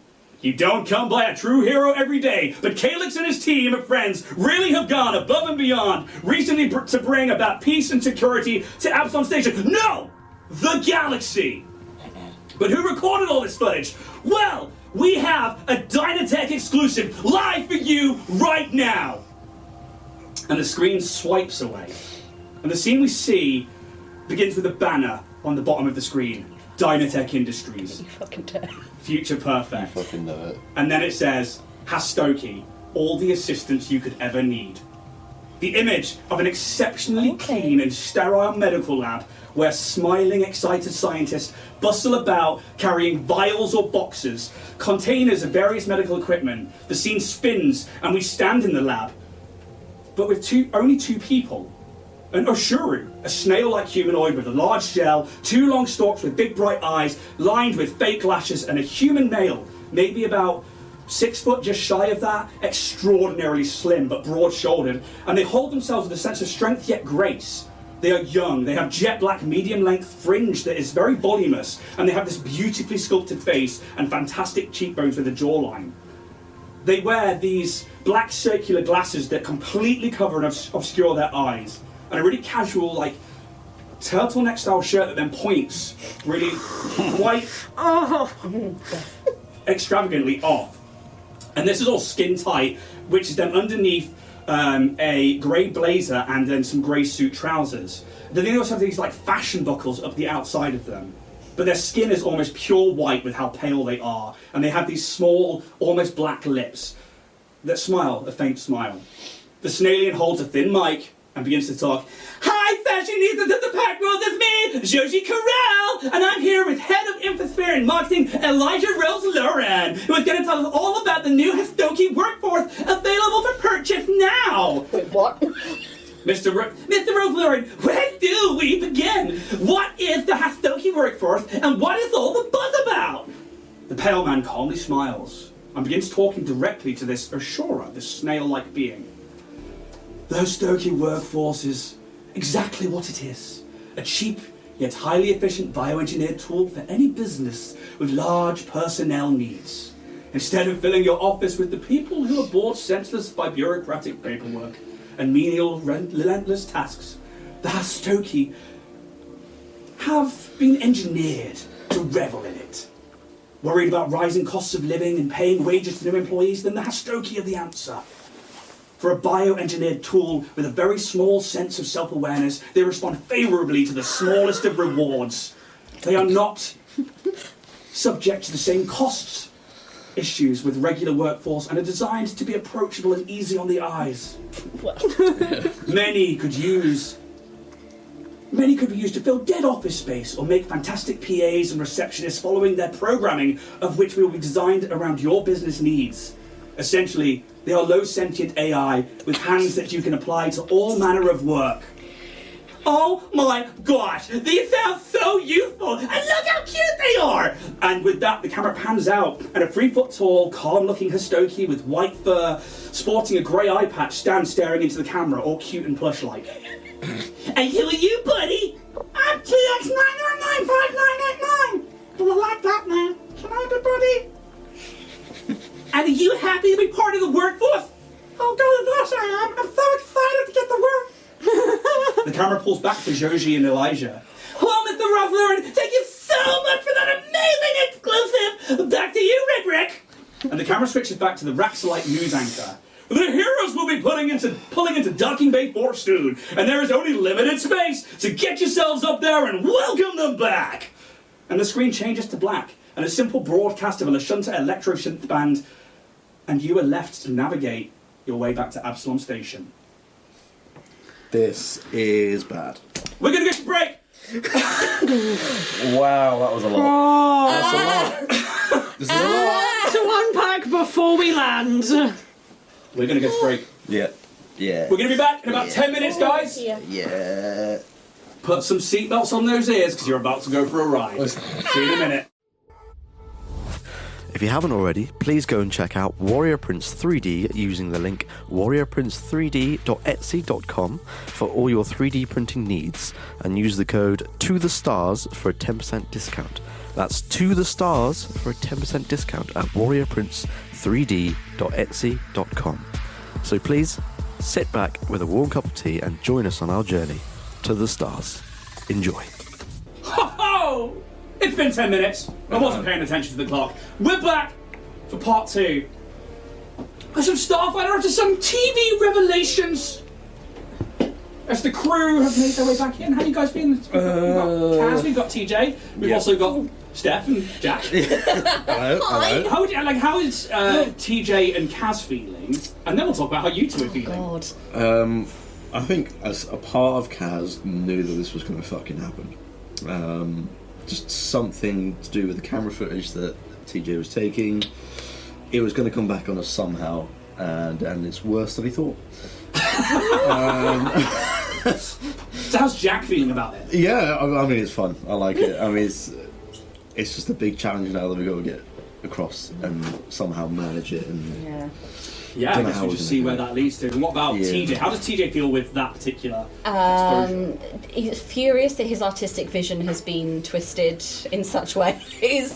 Also very concerned about some of the information that he just heard in that news report, and deeply offended.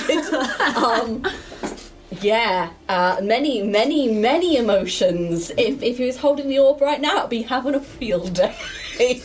Just for podcast listeners, I had Jack and Steph at the table, so I figured I'd ask them. But since walking back in from... is Tamsin who plays Calyx. How would Calyx feel about that? I mean, I'm going to guess that Skelkin would not feel that great about that, because their whole thing has been trying to keep this secret. Even that whole conversation that, like...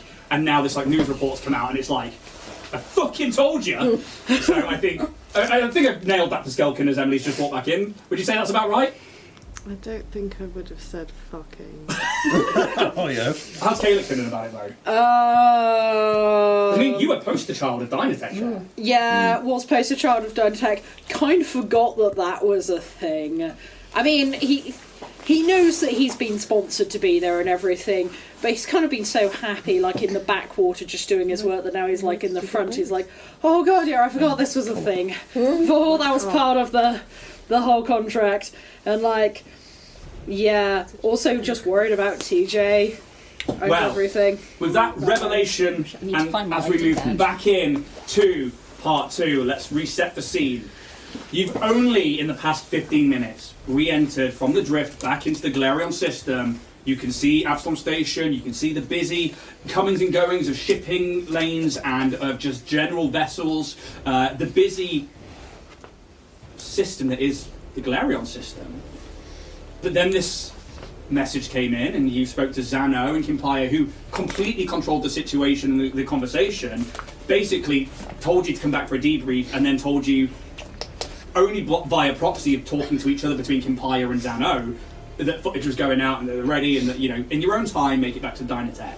And then you were able to tune into the Infosphere and the TV shows that are being broadcast, and one of them being this news report of this heavily edited footage of the crew and of your mission, but it's all been warped and twisted into making you guys look like heroes, both Dynatech and the Starfinders, and into this mission being one of fighting the corpse fleet, of finding these remnants of Swarm, this ancient enemy that's come in and just trying to wipe out any known life, and you guys fought back at them.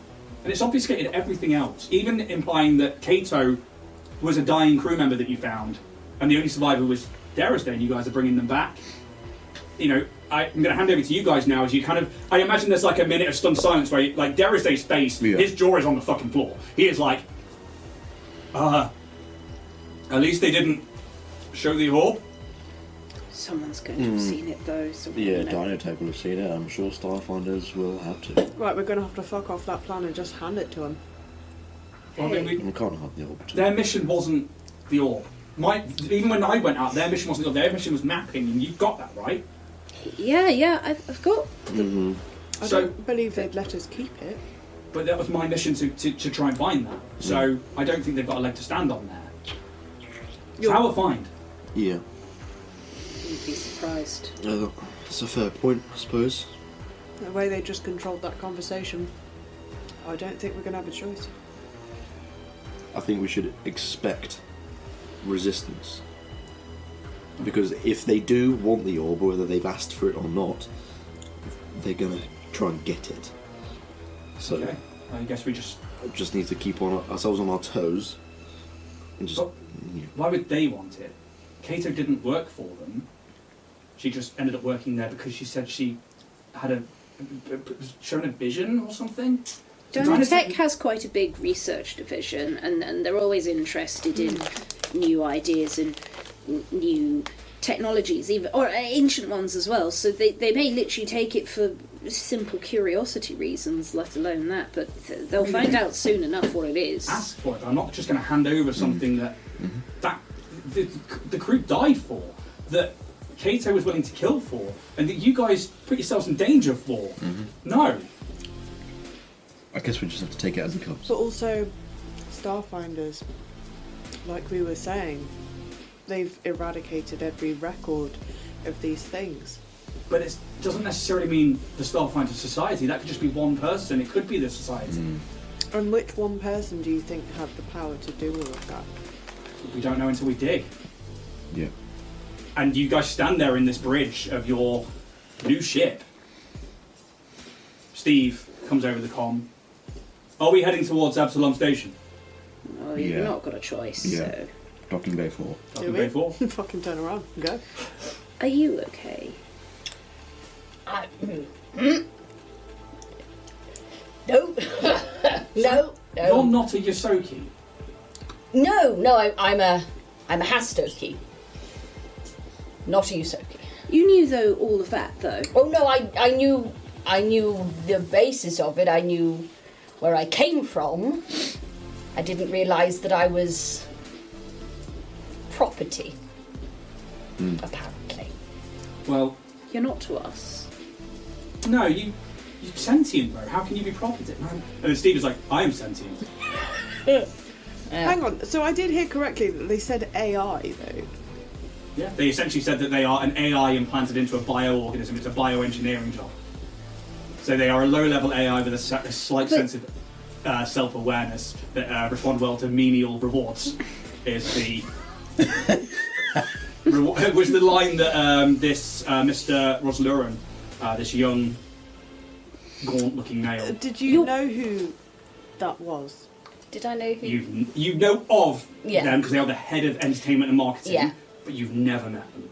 That You've was never the even seen head them. of entertainment and marketing. Didn't I meet them? They gave me the camera, didn't they? That was that would have been the head of marketing because the head of entertainment was Kim Because we went down together, didn't we, to entertainment? Yeah, which is Kim Yeah. Pyazaki. Yeah. Compare. Yeah. But marketing, sorry, is Infosphere and marketing is Rosluren. Yeah. You And know this was you're the, more than the what they guy, say. the pale. I know I am. I bloody well know I am. And it's yes. Thoughts, feelings, emotions. Just deal with that later. We wouldn't have you any other way, you know. You're perfect as you are. And you're not some basic AI. It's very sweet of you to say, Calyx. Very sweet. But also, on that note, it's making me worried for Vorag's safety. Did he say where he was going? On camera. They've erased everything of Vorag on that by the They looks erased of it for the news. the news, but they've got the raw tape. Yeah, I mean, yeah, we don't know who now has the tapes and who's Who's seen Vorag? You're too bloody right, who's Vorag? Another member of the crew that were our crew that was sent to find you. He left us to go find some answers for himself. That's actually why we have no ship. I believe he went to Ascarium. Oh, okay. Because you remember that forward base on the planet we just came from? Yes, the half-destroyed one that was buried. And there was information there that he found out about his own ancestry. Actually, the you went previous in there. Allbone, Yeah. you met him, Scaramouche. Mm. Yeah, Scaramouche Jones. Yeah, you were. That was his yeah. granddad. Yeah. Oh. Yeah, Mm. there was Messy. some heavy shit. He didn't take it so well. Yeah. I mean, Beskar, not to generalise, but they are, Proud people. and also quick to anger. Mm-hmm. He may turn up again. Maybe. If you think so, is it a problem? I just hope he's far the fuck away from here. More a problem for him, not for us. Yeah. I guess apart from. I mean, Mm. and it's just like you can see it's like the cogs turning, and he's just like. But did he know that Scarrock was there? Did he? Is that why he was going? Oh, no, he thought he was dead. Yeah. Yeah, so Yeah. hence the anger. Big What he dishonor. knew about stuff about his family and whatever, it was wrong. It turned out to be a lies. A He crock of believed shite, if you will. his grandfather was already dead. So seeing Yeah. him alive with an orb is Well, still dead, but Yes, he was dead, but More recently recently dead. more, dead. more I was gonna say, recently yes, Scarrock dead died with me and Adric. But it was a dishonourable death. Shit. Mm-hmm. I guess we have to just get back, Deal do this with- debrief, and then Yep. work out what the hell we're doing from there. yeah. Should we stick This to is I think I think so. probably important that nobody lie. well, we Okay. won't mention the orb unless specifically Yeah. asked. No, Yeah. We don't need but to don't mention lie. Yeah, Yeah. I think it No, would put I us agree all with in that. danger if we lie. yeah. Yep. I'm inclined to agree. Because they've got all of the footage. They Yeah. know. They'll yeah. know. If they're asking, it's because they know the answer. Mm. Yeah. Okay. And with that, Steve's like approaching docking bay 4, and you can take over as a pilot, and you can begin to come in through like these shields that keep the atmosphere in, and like you just pass through it like it's not even there. The bay is Dust it very off. empty of ships, and it's the private media docking bay of Dynatech. There is a platform for the ship to land on with a definitive code being sent to the horizon telling you where to land. But where the ramp off would be leads onto another platform with a podium. And this is all lit up. Behind the podium, a feline-like woman, or Patra, claps and smiles widely as her head follows the ship. They stand in front of quite a large crowd of people, maybe 100, 150 different people, all cheering as the ship lands. Wow! And the crew, you guys can begin to debark. Just before we get off, can I go through, you know, the stuff that I collected from the previous crew? Did they have any like bits of clothing? Yeah, there would have been like generic like travel wear and things like cargo trousers and tops and stuff. With socks? I mean, yeah, they would have. I would like to wear a pair of coloured socks, and I'm going to undo my tie a little bit. No. Okay. The coloured socks. Who would have those? So it would actually more than likely be the captain, because of stuff you don't know. There'd probably be like Right a up pair to of either bright red or yellow socks. One of each. Yes, yes! One of each. Yeah? Yeah. Rolling at the bottom of them trousers, doing bell bottoms. Absolutely. Like budgies. Cool. Anything else before you I depart? want to use a minor form gear array thing to create an enviro mask to try and cover my face. Okay. Yeah, I will just be putting my scarf over my face. Yeah. I'm just going to make sure I look clean and presentable. Okay. And my loop earplugs. And yeah, because the crowd is like, you start stepping off, and they just cheer like, whoa! And they are like cheering and chanting, and like this smoky grey short bird with like black spots and like a messy ginger streak of fur just around her left ear. That they have like these accessories that mostly covers it. Begins to talk into one of the microphones on this podium, but looking between you and then the drone-like cameras that are now buzzing around. Hey, this is SL running, and we're here live for the return of the heroes who saved Absolom Station during the terrorist attack weeks ago, and now the saviours of the remaining crew at the Zephyr Horizon. We are going to ask those all-important questions and bring you, and she points to the crowd and mostly to the camera, the post-mission questions right now. The camera drones hover around, taking photos and getting close-ups, and getting like right in there to you guys, and you can like bat them away and stuff, and then projecting them onto screens all around this docking bay. And it's clearly a staged docking bay where, like, when they get hero missions coming back, this is where it's like all done and dusted. As you guys, I mean, would you be like cautiously walking forward? Would it be like, let's get this over with? I mean, how would you be reacting to this, like being forced into doing a public event like this? Well, yeah, it would be horrendous. I'd probably be marching aggressively towards the exit. Yeah.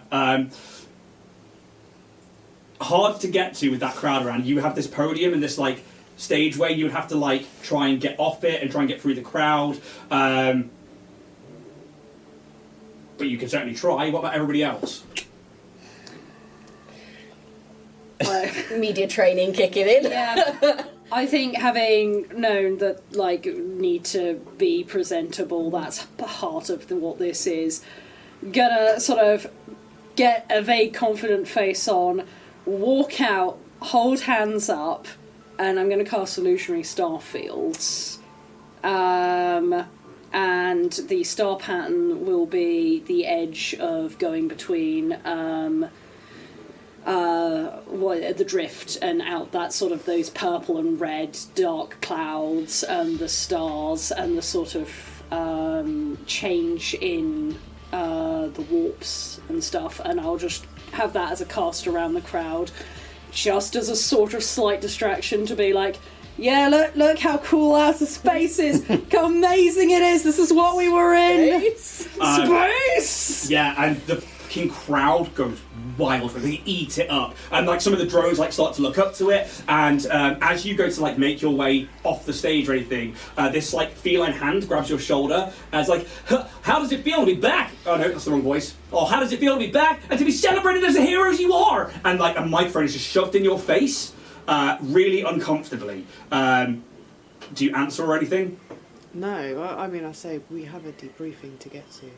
Ha! Straight to the jar! Wrong voice. Or what's the next step on your journey, Calyx? And the hand leaves your shoulder and like goes and like paws you in and like puts an arm around you. "What's the next step on your journey, Calyx? As the poster boy at Dynatech, are we to see you in the field more often?" Yeah, sure. Yeah, no, Dynatech, we want to expand the outer knowledge and greatness of, you know, everyone's benefits. So we'll be going out lots more times and seeing so many other cool things like we see here out there for you. And she spins around as you say that, like taking the shoulder off, and then it just ends up around your shoulder, Cass. And what is your reaction to being the first on the scene to a potential new corpse fleet attack? Well, it is what it is. Look, your families must be so proud of your antics over the past few weeks. How are they all feeling? And puts it back in your face. I literally haven't spoken to them yet, but thanks. Just elated. And a Hastoki! What's it like being on the first cruise to implement a member of the Hastoki workforce into the fold of a mission like this? Hands it to Calyx. Oh. I'm going to sort of like hold TJ's like looping TJ.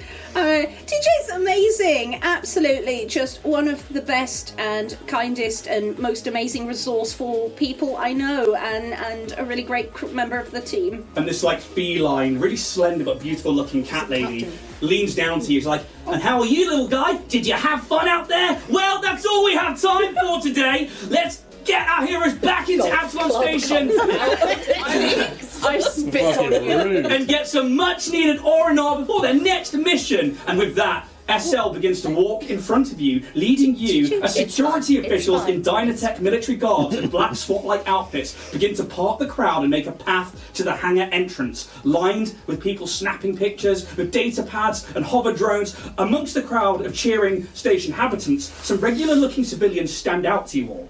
Some human, an android, a Kasatha, a few skinny Yosoki in formal wear with name tags hold a banner saying "Thank you from Dynatech Floor 1", and a small collection of weeping Skittermanders surrounded by an old blue Skittermander holding little ornate dolphins in their 6 arms, and a placard that reads "Live, laugh, thank you," as the crowd cheers and claps as you make your way past them. Can I make a perception check? I want to see if anyone is not like part of the joyous crowd and is maybe trying to watch us to see where we go. Yep, make a perception check. That is a 11. There's so much going on that it's hard to tell. Alright. Once outside the hangar, these doors close, and around the corner, the commotion calms, and SL continues to talk. Great work! The crowd were lapping it up! You guys really could be the next hot thing! The footage your Hastoki got was incredible, and very useful to the broadcast crew. Kimpoyo was very thrilled when she got her claws on it. Anyway, I'm sure the company will be in touch about the next exposure or anything else they need from you. She clicks her finger, and a gnome with a pointed black hat and a bushy brown beard rushes towards them from the following entourage that you didn't notice, his shoes clicking at incredible speed to keep up. He doesn't say anything but pulls a small blue stick from a metal case and places it in his hand, in his mouth, ignites it with a spark from his finger, pulls a drag on it, and then proceeds to place it between the fingers of SL herself. With this, her hand raises to her mouth and she takes a drag of her cigarette. Nothing better than a good show. She turns and smiles at the party, stopping the walk, and is now somewhat empty corridor. Well, I'm done with you for now, and she smiles. Any questions? No? Good. And I'm sure some PA in the entertainment department will find me if you decide you do have any questions. She takes a cigarette and twists it out on her wrist, where you see burn scars of common practice. Her eyes roll with pleasure as she exhales a large cloud of greyish-green smoke. She takes the stub and flicks it hard to one side and begins walking away, the rest of her entourage following her, leaving you alone as a crew in this corridor back on Absolom Station. Fucking abysmal. Does this happen often? I don't know. Okay. Quite frankly, I think we've established that I'm not real, apparently. So You are. fuck me. I should have got you to talk. It's no, Calyx. It would have been cut anyway. There's no point. It's fine. Well, a few silent moments pass, and a bleep from the Starfinders and Calyx's comm flash up a message. Please report back to Dynatech Tower with your findings at your convenience. A debrief will be had, and compensation awarded for the execution of this mission. Dynatech thanks you for helping build a future perfect. Rena Constantine, HOD. What about Terrace Day? Doesn't come up. Shall we? They didn't even question They him during didn't that interview. question No. Shall we just get this over and done with now, and then we at least have time to? Whatever we do now is not going to be private, is it? No, but we know maybe where we stand if we at least do now instead of holding. Yeah. Yeah. To rip the band-aid off, as they say. But you stand here now outside Docking Port alone, no crowd, no cheering people, all the media storm has disappeared, and you are left alone. I don't believe there's no cameras. Well, I've got one. Well, Did let's. I just want you to turn that thing on and go. Don't worry, Skelk, I have plans. There are so many plans. The cheek. Shall we? should we just head over now? Let's Get it this done. job finished and see what we do. Yes. You on board? Yeah. Okay. Go over and speak to them. So you go to Dynatech Tower, yeah? Yeah. Cool. Nothing in between, just going straight there. Straight there. Straight Well, if it there. didn't require D to be there, I'm sure he can go and do what he wants to do. He's like, I mean, yeah, I could. I mean, I'm not. I didn't get a message, and Yeah. I think it's best that you get kept out of this. okay. Do you have somewhere to go? I can go back to the Starfinder Society. I've got a room there within the Law Spire. I mean, I could go back to your ship, but I know that you're very private about that. What do you want me to do? I mean, do you want me to take the orb with me? Do you want me to... I don't think it should be left with someone who's alone. Okay, I think that's sensible. I don't think anyone's going to attack us while we're in Dynatech, but We've the got a question couple is of whether exits. Dynatech is going to take it. They have no right to take it. It was my mission. No, but when people want things, rights don't come into it. You got that right.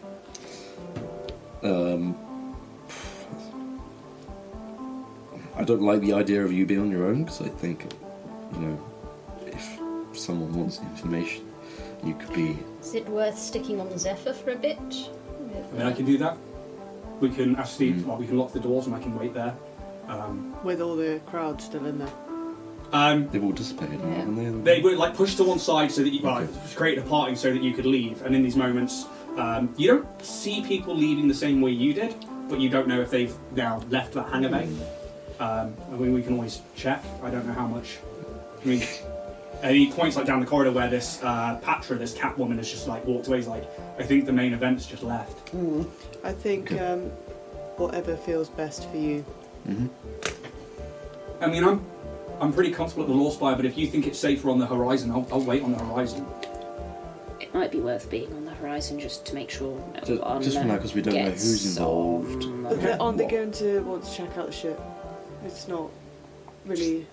If we're going on the basis that they can just claim anything they want to claim, that could Well, not the thing be our is, ship. it's not Dynasty, it's You're the captain. Neither is the orb. Being the captain doesn't make you the No, owner no, of the ship. exactly, yeah. The crew on a whole, you would be now classed as the owners of that ship. Well, Salvage rights. And Steve would have told you that. Yep. Like, you know. Okay. I think for now, Zephyr, and then once Yep. we've got a better idea of what's Yeah. happening, we'll go from there. We'll ping you once we're finished. Yeah, Yeah. and you know you can exchange comm details and stuff like that, and then which you'd already have anyway. And he's like, okay, and like he'll go to open the door to the hangar. You can see the crowd leaving through another door, and they're being like ushered out by like security forces, and then they're following them out as well. Drones are like going in back into like stations with like power units and stuff. That hangar bay, though, we do have to be allowed to go through it, don't we? If it's a Dynatech bay. I guess so, but I mean, if that's your ship, I'm pretty sure they're going to want you to move it at some point for anything else they might need. in How about you stay on the Zephyr and make sure no one else gets on the ship and go park it somewhere else? I mean, I can pilot if you want me to park it somewhere else. I can move it to a different docking bay. I know you'll whatever works best for the crew, I guess, for you guys. I suppose you may as well. We could say that we weren't prepared for the media onslaught and we weren't going to go through it again to leave, if they ask. I think that's very smart. Yeah. Okay, I'll ask Steve to I'll ping you the docking bay that we end up getting permission to go into, and then we'll go from there. Yeah. Also ping us if anyone tries to get in the ship. If they want to try and search it or something, just let us know. Will do. I guess I will. Me, Dave, and Steve will watch the ship. Okay. And then he's like, just be careful. And you. Yeah. Alrighty. It was nice to meet you all. I'm sure I'll see you again You will. imminently. He smiles, and it's a genuine smile, and then moves his way into the hangar bay. Nobody pays mind to him, none of the security forces. They just seem to be bothered with getting like the civvies out of like the actual hangar bay, and then eventually like the doors close and they leave as well, and the hangar bay's left really empty. And he, goes onto the ship, and you watch the ramp close up, and you guys are left to do what you need to do. We'll go to the tower and get the debrief. Yeah. Okay. So. Let's get this shit over with. Don't you mean show on the road? Well, both. Yeah. The shit The show, shit show on the road. Yeah. That's the one. Certainly is quite different to how I was thinking they were going to come back. Yes. What did you expect? I don't really know. Not this. You think it would be calmer? A little bit. I thought we could just, turn up, or walk on, and no one would notice we were there. Okay. So. I just want a certain thing. Big get a lot of fucking money for this. I don't think I'm It's probably getting gonna be paid. nothing. Oh fuck yeah! Oh Jesus, that's probably You'll true. get a pat on the back. I don't even think they're going to let me You probably into get the minimum meeting. wage or something like that. I didn't get a ping, so I don't think I'm going to be let in. No, I'm going to make sure you're allowed in. Calyx is the big boss now. I'm Calyx really, is a poster boy. There's a big difference. yeah, I don't really have any power. But Kimpaya likes me, so, I'm sure she'd do stuff if I asked. Small stuff, but, she does like my art. She's commissioned me twice already. Calyx is very talented. I'm just trying to find a piece of information that I put somewhere in my notes. In the ether. We're travelling to, the Eye. You are currently on the ring. The ring is, so you've got the spike, which is like this long thing where, like, basically the poorer people live and then it works its way up, but the Starstone reactors in there. The ring is like your sort of middle class area with like the free markets, for some upstart districts, some really kind of like upmarket districts, some a little bit poorer. There's like the best quarter, the Yosoki area, but there's also like, essentially like a big city. And then making your way to the Eye from the ring is relatively simple. Hailing down some kind of transport, 20 minutes to get to Dynatech Tower. I really would like This bit of information. yes, very much so. Because it's got the amount I'm paying you. In which We'd like case, to know that too. endless credit. You get paid Unlimited 9 million power. each. All free today. We definitely stock up some serums. Yeah. Yes. Okay, so you get to this plaza where Dynatech Tower, this beautiful tower, this crazy architecture where it looks like DNA strands going around the base and like otherworldly architecture that looks like it shouldn't exist.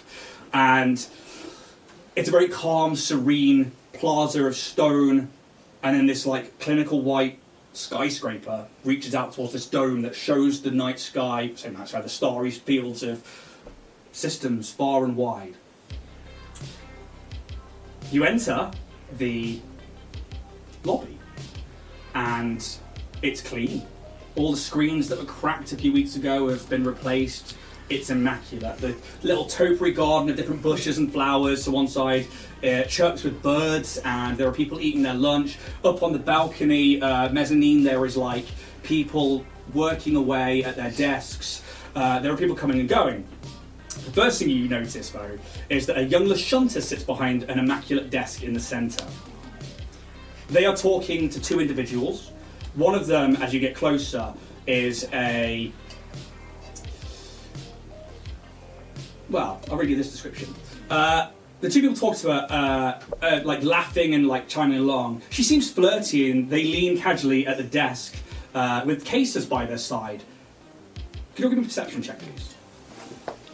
Sure can. 22. 22?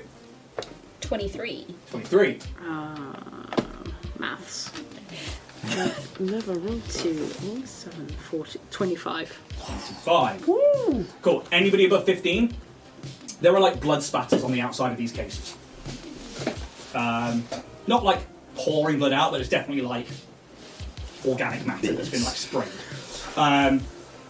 One of them is a Vesk male with a heavily augmented tail, which looks more like it's carapaced and has like a stinger on the end. And the other one is a drow male with an augmentation around their right eye. The two look like they're getting to know the receptionist, and the drow seems to be a little bit more sleazy. And you see like the Vesk kind of like watches you guys a little bit, then goes back to talking to the receptionist. You guys stand in the foyer.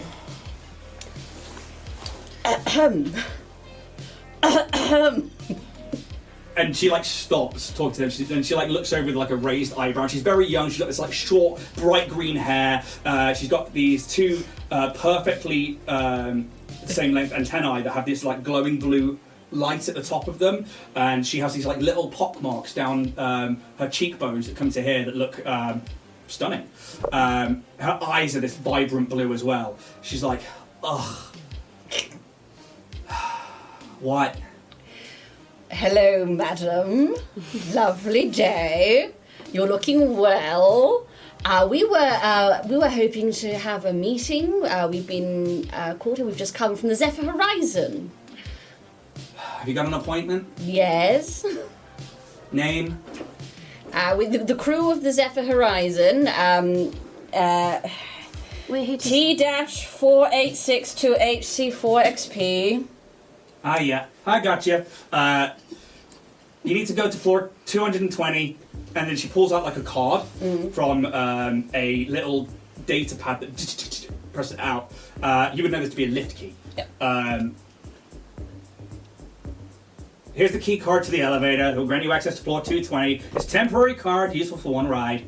And she just...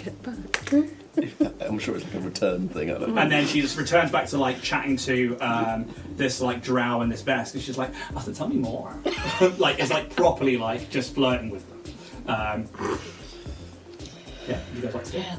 You know that like the elevators are like two personnel elevators at the far end behind the desk. Obviously the briefing room is on your left, and then you had another waiting room there. There is another room over to the right. And then what you saw a massive spider bot come out of as a service elevator or a large industrial style elevator as well. Yes.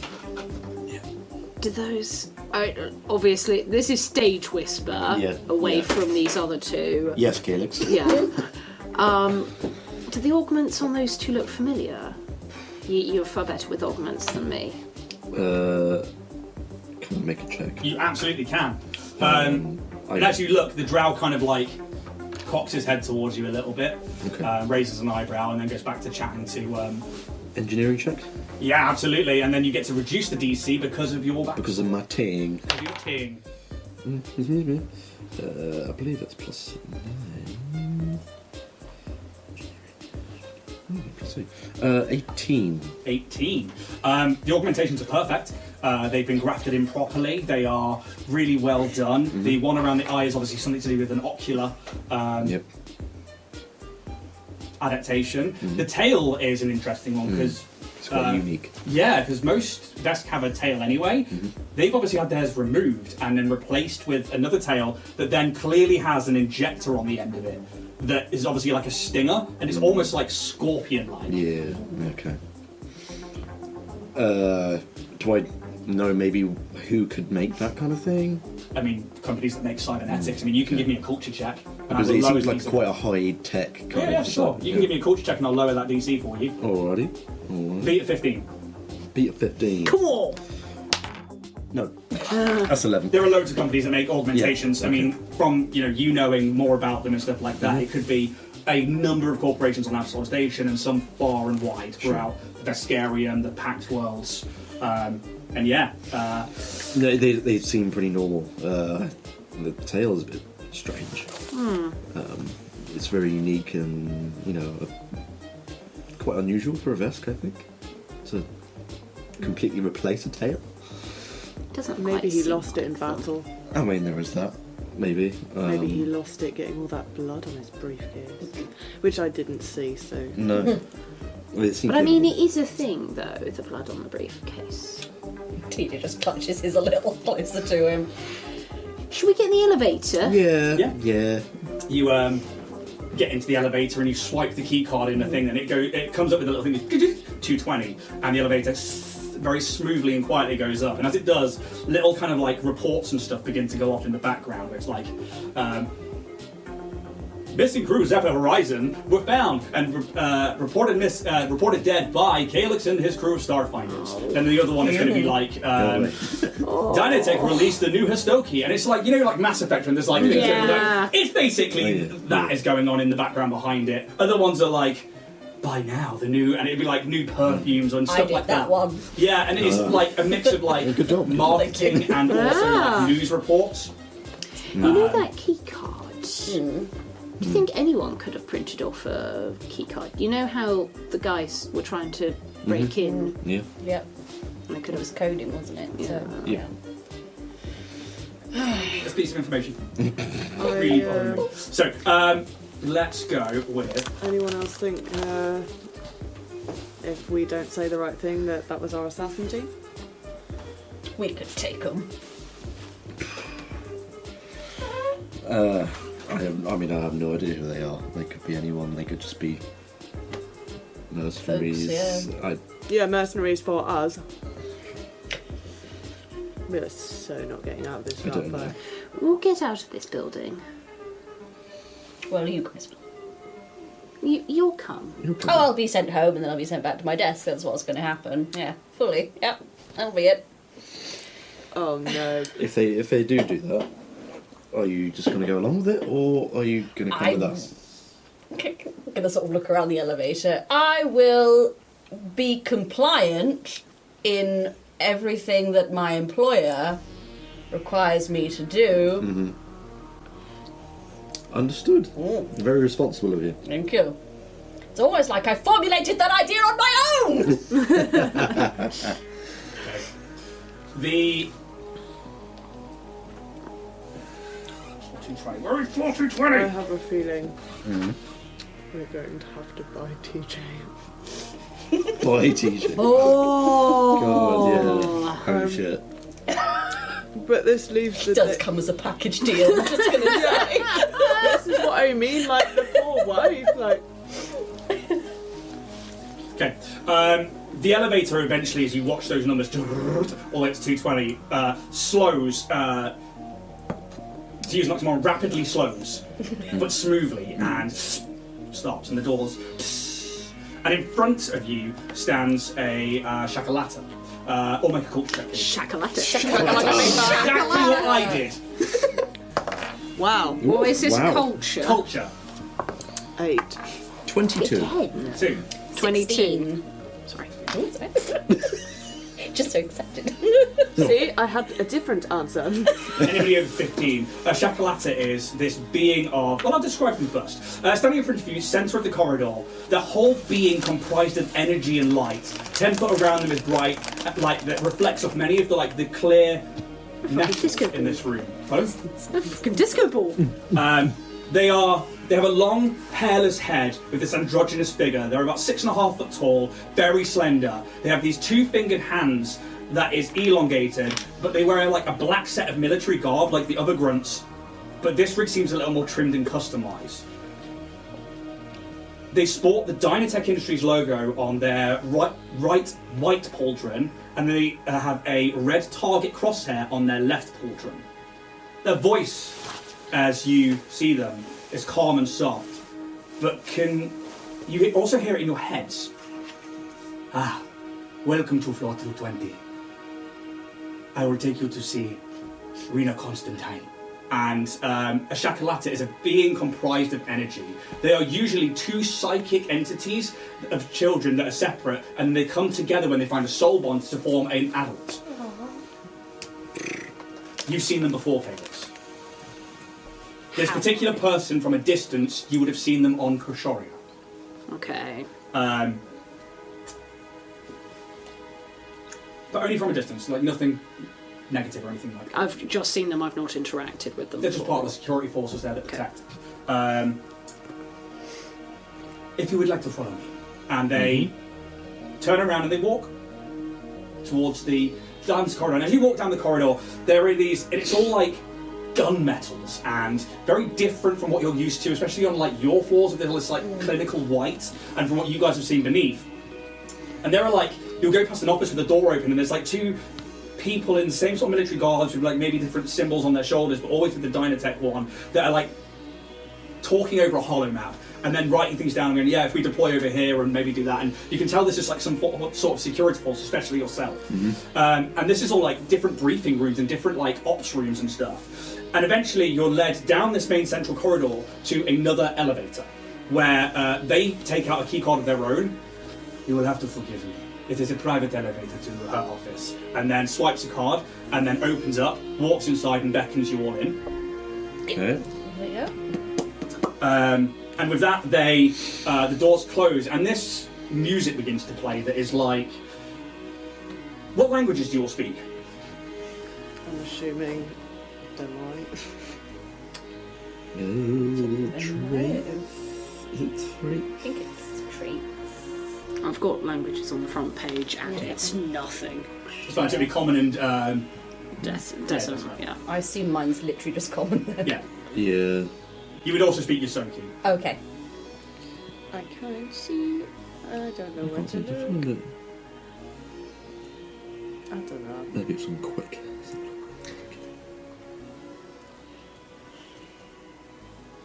Oh yes, just common. Cool.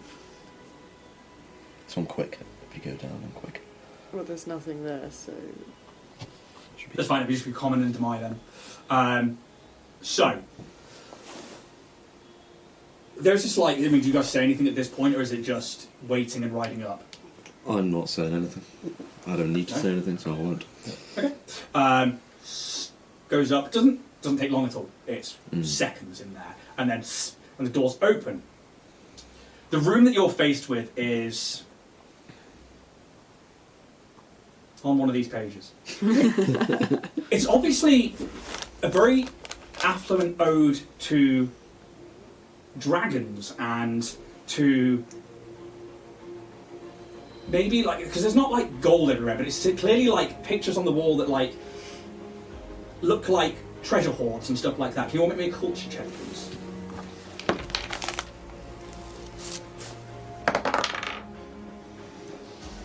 $18. 18?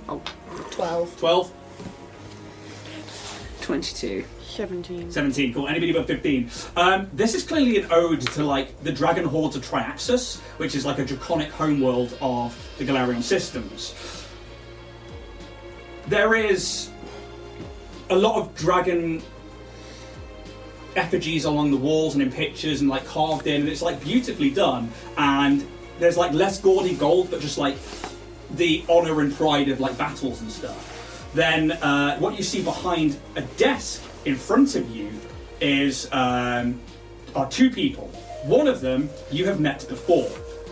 There is the red-shelled Shirin with these orange fiery compound eyes, wearing a white trench coat over the top of like a light armour. The other one is a human, but they have like this shocking blue hair that comes back almost like the frills on a vest, and they have these like frilled ears that are pointed out, and they have like little tiny scales on their cheekbones. Anybody again who got over 15, this is a dragon blood. They are humans, but they have lineage of dragons. They have these shockingly blue eyes. And so yeah, this would be Rena Constantine. And she is blue hue skin with scales under her eyes with this like electric blue eyes. The forehead, there's this line of 3 very small spine-like protrusions angled upwards, and goes from the bridge of their nose to their hairline, and her hair is pulled back in this like loose kind of like frilly way, and it's like shocking volume out the back. She wears grey coveralls and has a Dynatech logo on the arm and a name band on her chest that says Constantine. I got the eyes wrong because I changed it. Her eyes are like a burnt, bright red. My apologies. With like a slit pupil. I wrote that in after I changed it. Hello. I'm Rena Constantine, Head of Defence here at Dynatech Industries. You've met Zano before, who put you on this mission, but we need to debrief and talk about certain starships in the room. To coin a phrase. You did valiantly out there. You fought many of swarm elements that many of my own forces could not. And you fought bravely as Starfinders and as Dynatech officials. Zano then takes over. Yes, it is good to see that you have come home successfully and that we can use the footage that your that TX-482 has managed to secure. TJ. Sure. To good purposes and for a good spin on things. You guys seem to do well notoriety off this, and I imagine there'll be many a mission and treasures for you as Starfinders. Caelix, I trust that you had a good time out there, and that as part of the exploration department, that you got a taste of what it's like to actually be a field operative. But we do need to talk about Kato. Obviously, she was A bitch. yes, the traitor in the room, and like Rena, this dragon blood, like scoffs a little bit. She'd come back alive. She won't be alive for long. But Zano continues. She got into the company, and then was clearly using that as a way to get on this mission to find that orb, and just waves her hand away at that comment. However, what did you learn from her? I saw that you captured her, but obviously she's not returned. I'm assuming you killed her, which is fine, not a problem. We're not going to put that out in the public. We don't want that to be the kind of thing that we display. But we need to know how she got in and what she was trying to translate, and if we've got any more moles in the building. Well, she didn't tell us that. She didn't tell us how. Didn't tell us why. Didn't say much helpful things, to be honest.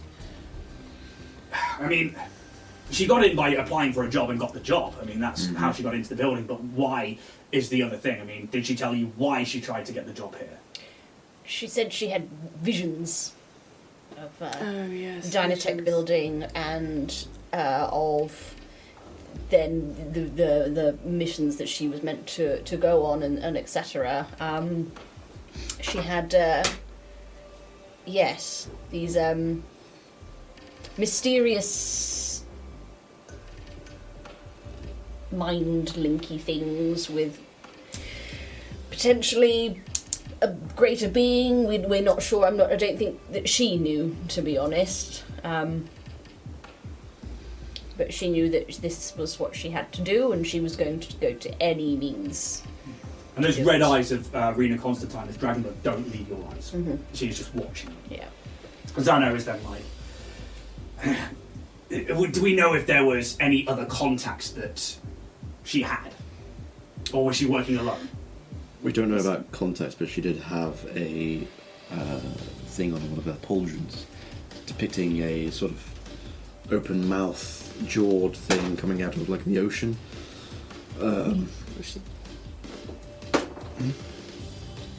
Zano looks to We're not mentioning. Rena, and she's like, I don't know what that is. Rena's like, it's a symbol of, I believe it's a member of the Dominion of Black, one of their effigies or one of their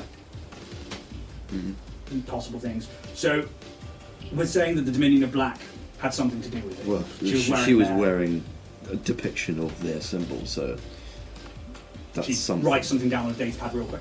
But it also appeared, didn't it? It wasn't there the whole time.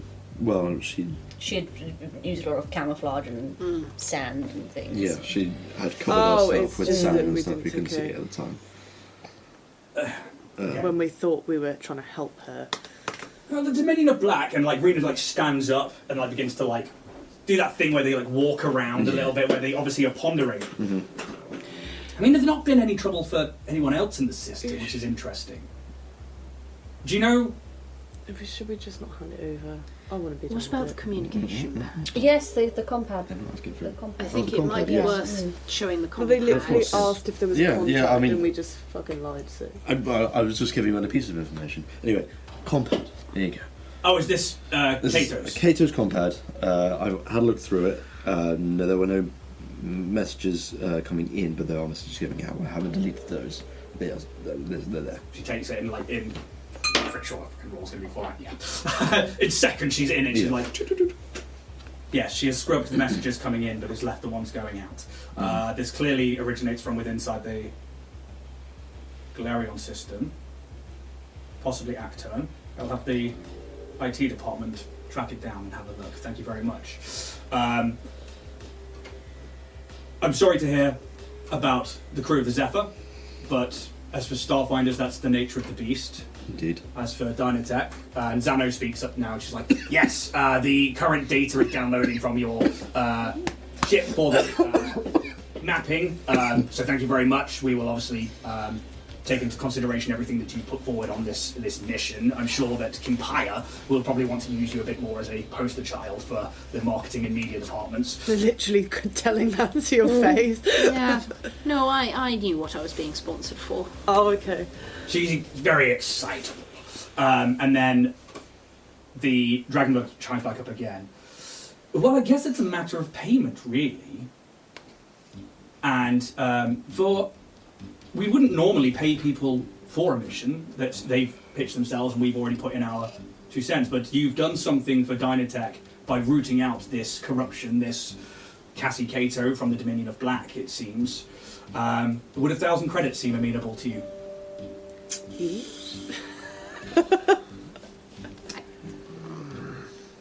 Two? Are we bartering? Give me a diplomacy check. Give it a go. It's going to be one of those things where it's like 800. Oh! Done that 20. Yeah, it boy. is. 22. 22. Why? She raises an eyebrow, and Zano smiles. Starfinders, yes. I think we can do 1.5. I think that is a reasonable reward for helping the company I'll out. take it. And they will just instantly, they like pull out like a thing, and will like blip 1,500 credits to you, and to you. Oh, it is each. No, yeah, I to knew. TJ as TJ? well.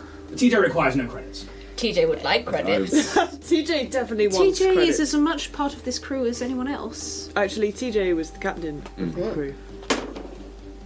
An eyebrow is raised by... Without TJ, you probably wouldn't have any camera. Very Actually- true. The whole thing.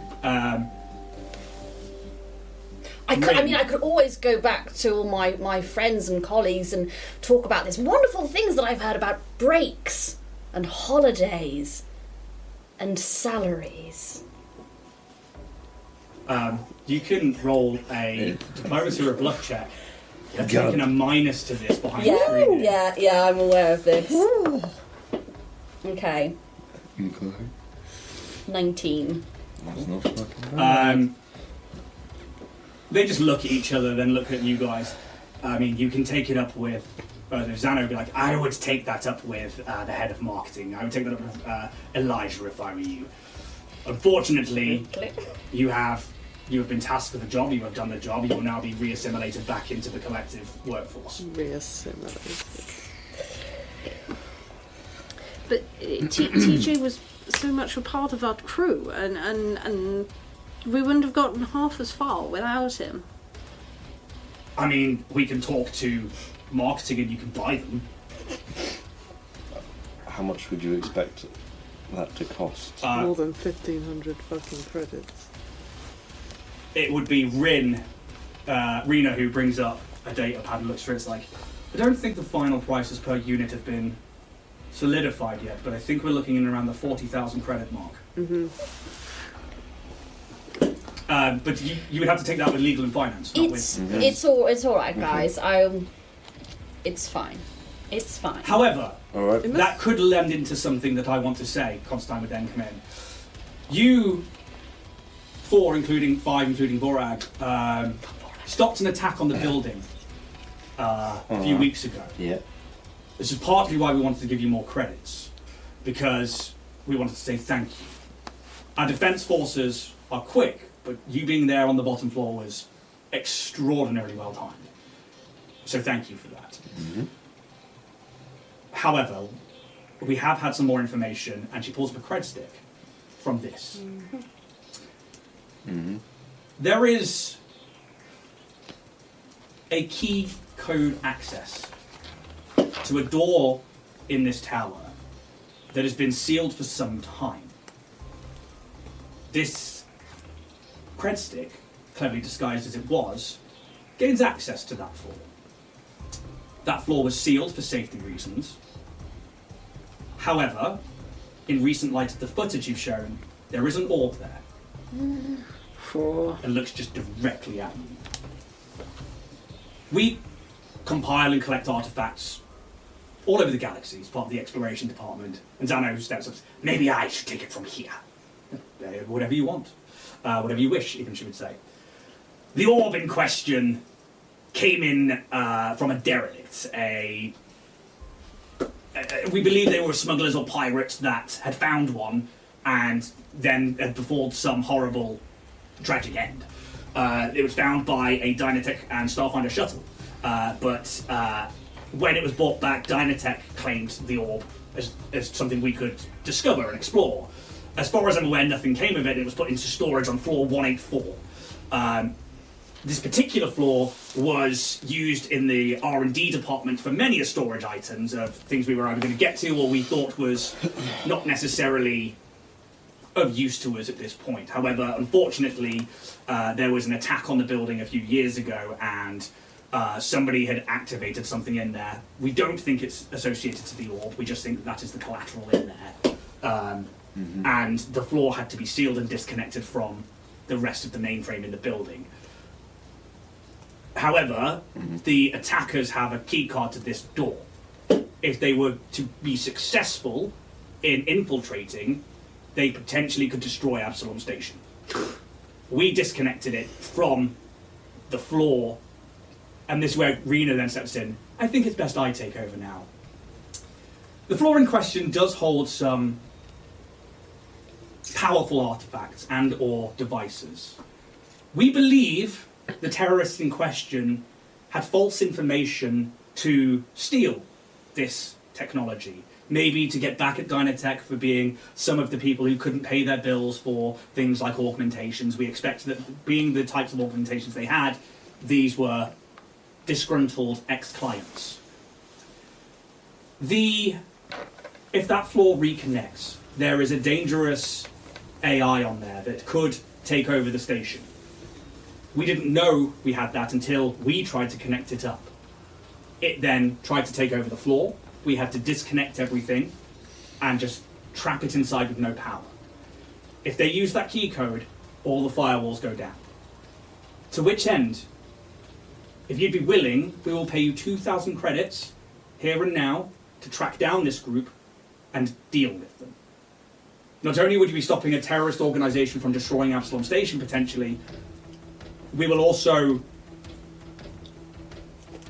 we'll have more in the way of good news for the public about more Starfinders and more Dynatech officials. And who are you including in the group? If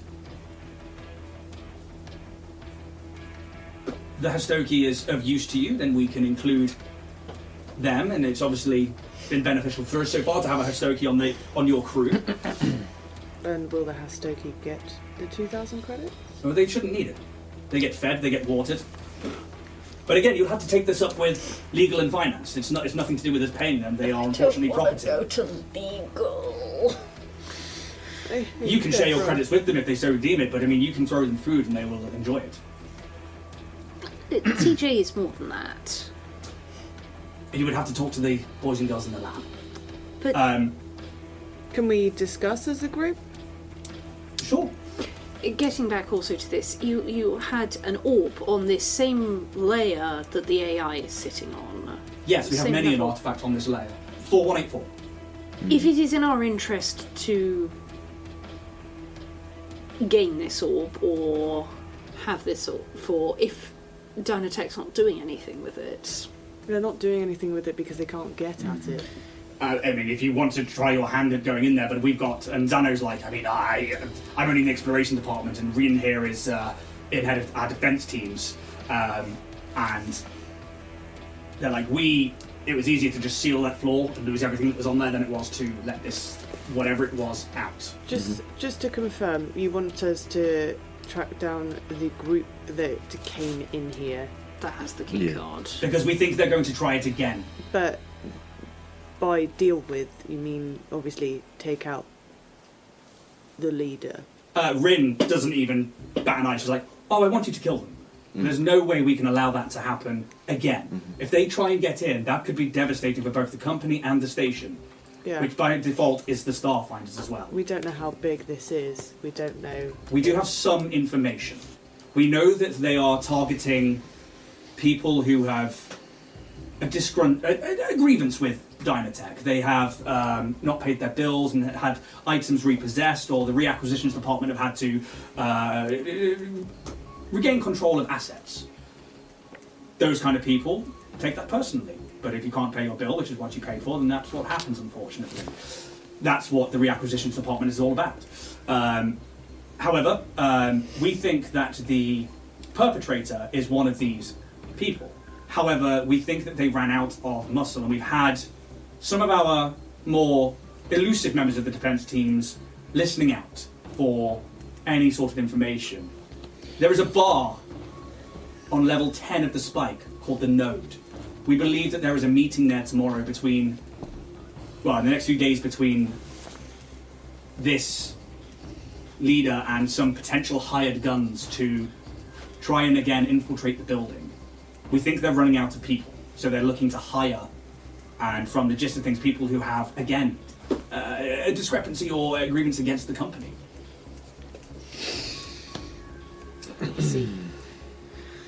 Well, I don't want to answer for everyone else, so If we can get at the orb, it's all yours. We studied it, there's nothing we could do with it. I don't know what you mean. I don't care Well, about the orb. you said that if we try to... Bluff Jack. If people try to access that floor, you said the firewalls will go down, correct? Correct. And then the AI will have access to power. Which then could And spread could- through the building. Exactly. But if we time it right and we can get things right, then we might be able to get in there to get to this orb. However, Without the firewalls? Yeah, going why down? now? I mean, is it possible to just not put power back into that and just wander around powerless? There must be a way to completely and utterly hardwire disconnect that floor. it was hardwired disconnected. We took every wire, every terminal, we disconnected the lot. So how... So what's the AI us sitting entering on? The root only floor? thing that has access is the floor from a stairwell onto floor 184. That had to have power, else it would be, you'd be able to open it with your hands. So Any other access? there are other vents and other things, but every one of them was welded shut, so that nothing can get in, nothing can get out. No power lines can be reconnected. As soon as we open it, we are worried that AIs are smart. What if it's found something else or had enough power in that time to find anything? When you say AI, does it have a physical body? No, it was part of a unit that came in that came in with a team a while back, And Arena would be like, it was a few years ago that Defence Team 14 came back from a mission, and within days the floor had to be sealed. What they brought back, we just couldn't contain it. In the future, so I mean, it's in your interest as well to find out what happened with Cassie Cato. Yes, and she like taps on the pad. Oh, I will be doing. I am aware that it's of your interest, but I think we'd be interested as well because I mean we now probably have targets on our back regardless. So I'd request that in future, should you have missions that are related to whatever this is, that you would consider us first for going for it.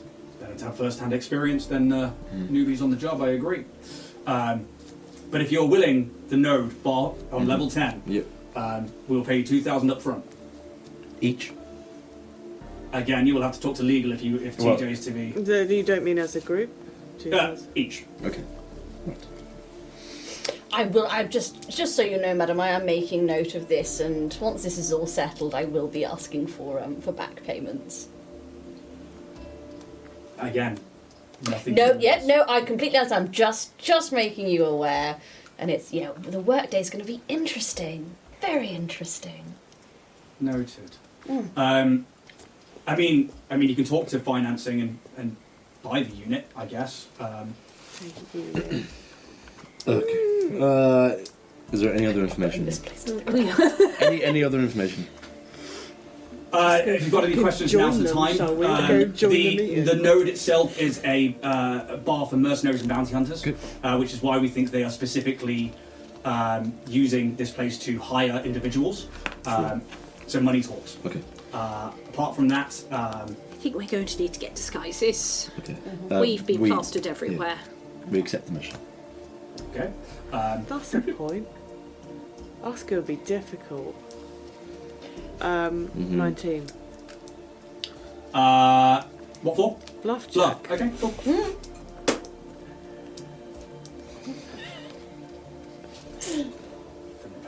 I so could have got away with that.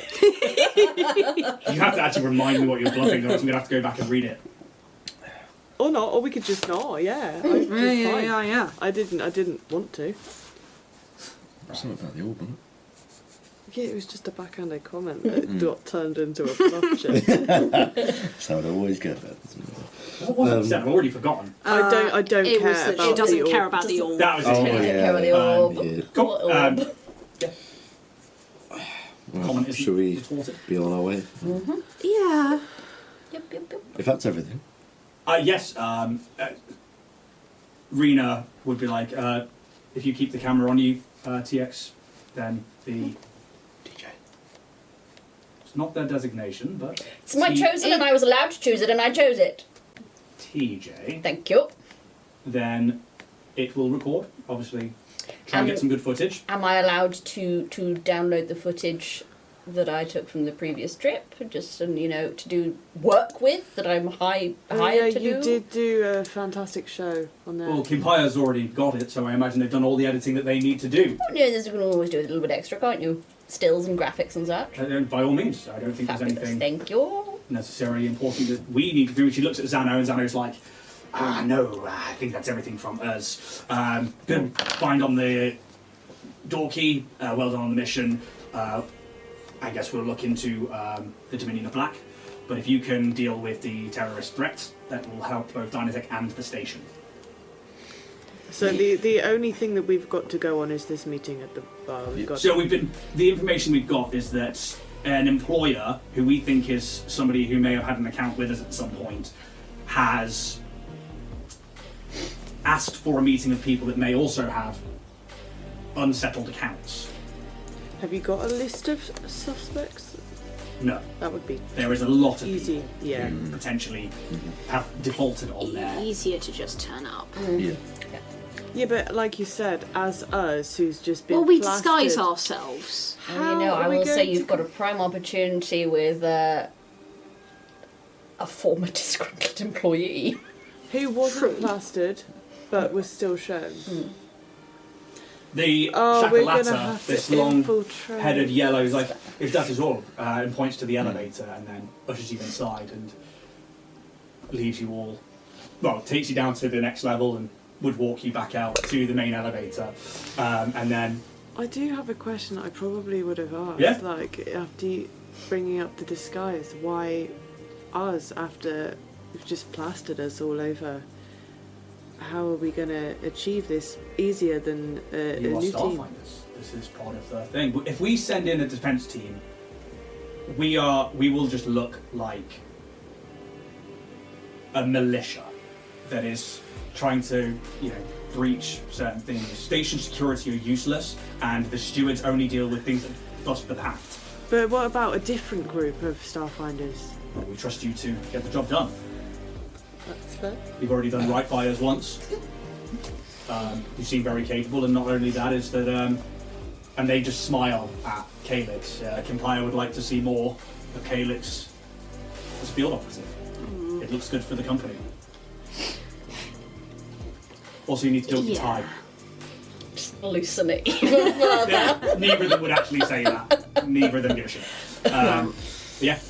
With that, this Shakalata leads you back down through all these different ops rooms where you get like glimpses of people like sharing information and all that and the other. Are those two briefcase wielding weirdos at the front still there? So The new security. The new security. By the time you this Shakalata Shakalata. swipes his key card on the lift and goes in and then presses something on some buttons. This will take you back to floor 1. And you can go in and he will leave you there. And before you go down, he'll be like, "It is good to see a Decimar again." And then smiles, nods, Nice to see you too. and then it just smiles. And the doors close and you guys descend back down to the floor. You re-enter this lobby of Dynatech Industries, this clean, beautiful atrium of technology and otherworldly gardens and stuff that have been brought in to kind of like show the diversity of different cultures. The two agents that were there aren't there, and there's a gum-chewing Lashunta, feet up behind a desk. The desk is now... Snow Joan. There's like pictures of her. Oh no! Like one's like her with like girlfriends like drinking a bottle, like another one's like her on some kind of like black sanded beach somewhere in a bikini. Well, It's just not Joan. No Joan. no joke. With that, Yeah. at the floor of Dynatech, we'll probably end the session there, ready to go into the next one with some tracking down. After we spend all our money. You have money to spend. yeah. I mean, if there's other things you want to do in the meantime, if you do want to go talk to legal and finance, if you want to go do anything else in the building, let me know now, and then we can either, because we do technically have 10 minutes, so we We can are quickly run obviously something out. going to march up unless you want to plan it instead of do it right now. I think planning it. I think TJ's going to Yeah. advocate for planning it a little bit because Okay. yeah. Well, I will say that, if you need us. Got you. Also, if we want to divide the money evenly between us, I would say at the moment, don't give me anything. I've got enough shit to take home, and Linda's gonna have a field day with it anyway. They can't take it out of my home, and that I know of. Shit. Okay, I maybe need to get home.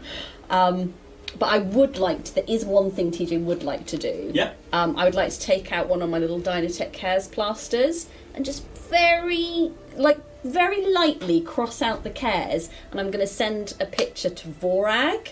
That's a picture of that, and it just says you were right. Okay. And on that, I think image of like just TJ like scribbling out the cares that they've spent so long getting all these plasters perfectly done, and they've just Yeah, they scribbled are out a bit, and you just see them like with their like data pad, bloop, bloop, and then a message goes out, and that's where I think the scene would end. Is like it just says sending, and then sent, the two little WhatsApp ticks, and And We will- Borag sends a giggle face back. LMFAO. and we will start the next session. I guess shopping. I'm going to have to fucking miss that. Yes. So, Yeah. obviously, you're going to be away for the next 2 weeks, yes, Emily? 2 weeks. So, what we can do is either just have you with an Owl Control, or you can be like, I'm going to go hang out with Dara's Day and stuff like that. Keeps you out of trouble. Or Let's whatever. do that, because Yeah. I don't want to have to like panic decide what I'm buying in case it affects what we're doing. Yeah, and I think then you can look at while these guys are doing things every 2 weeks and like spending your credits on things that you see on the character We'll sheet. and we spend can your credits. party into that and stuff. Yeah. But yeah, I guess that like, If still, I- can we go back to the ship and like start telling Dara's Day about the second orb that's in the building? If I'm doing this, does this dip me out of the 2,000 credits No. for actually helping? You were tasked there and then to do it. Yeah. You left the building. You've got the 2,000 credits and you're walking away. Did they give it us already? Or Yeah. Yeah. As soon right. as you say you accept the mission, Way! they just cred stick it over. to you. Ooh. You guys are pretty Fair minted enough. for level 2. We're going to close. We're going to Alright. close the session. Yeah. Guys, thank you so much for tuning in for what is a pretty heavy RP episode, which I really like RP episodes. Yeah. I really fucking love them, in fact. You guys are fucking awesome. And yeah, I look forward to the beginnings of what's coming.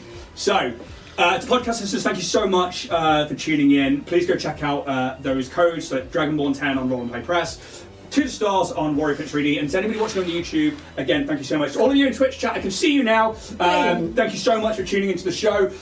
Go sub up! If you've got Amazon Prime, click that sub button on the website. You can't do it on the app for some reason. It's weird, because the Twitch app doesn't seem to be that good. Sucks. Doesn't it? But if you get to the website and click, Prime with sub, then maybe we can pay these guys. That'd be great. Except teacher. And if the character doesn't get paid, the player doesn't get paid. Them's the rules. Them's the rules, guys. Thank you so much. I fucking love you. Alex with us next week. And I think you might have Alex with you next week. There is a new player waiting in the wings just for their entrance, and I can't wait because they don't even know. Well, they know when it is. But yeah, guys, you're all fucking awesome. These guys were all awesome. Happy Valentine's. I fucking love you. Happy Love Day. Yeah. Happy Love Day and Shrove Tuesday pancakes. Did you just, I think we were going like that as well. To the Valentine's Day thing. Pancakes and love. Pancakes and love. Peace out, guys. Ciao, And ciao. your lifestyles be ever in your favour. Bye! Bye.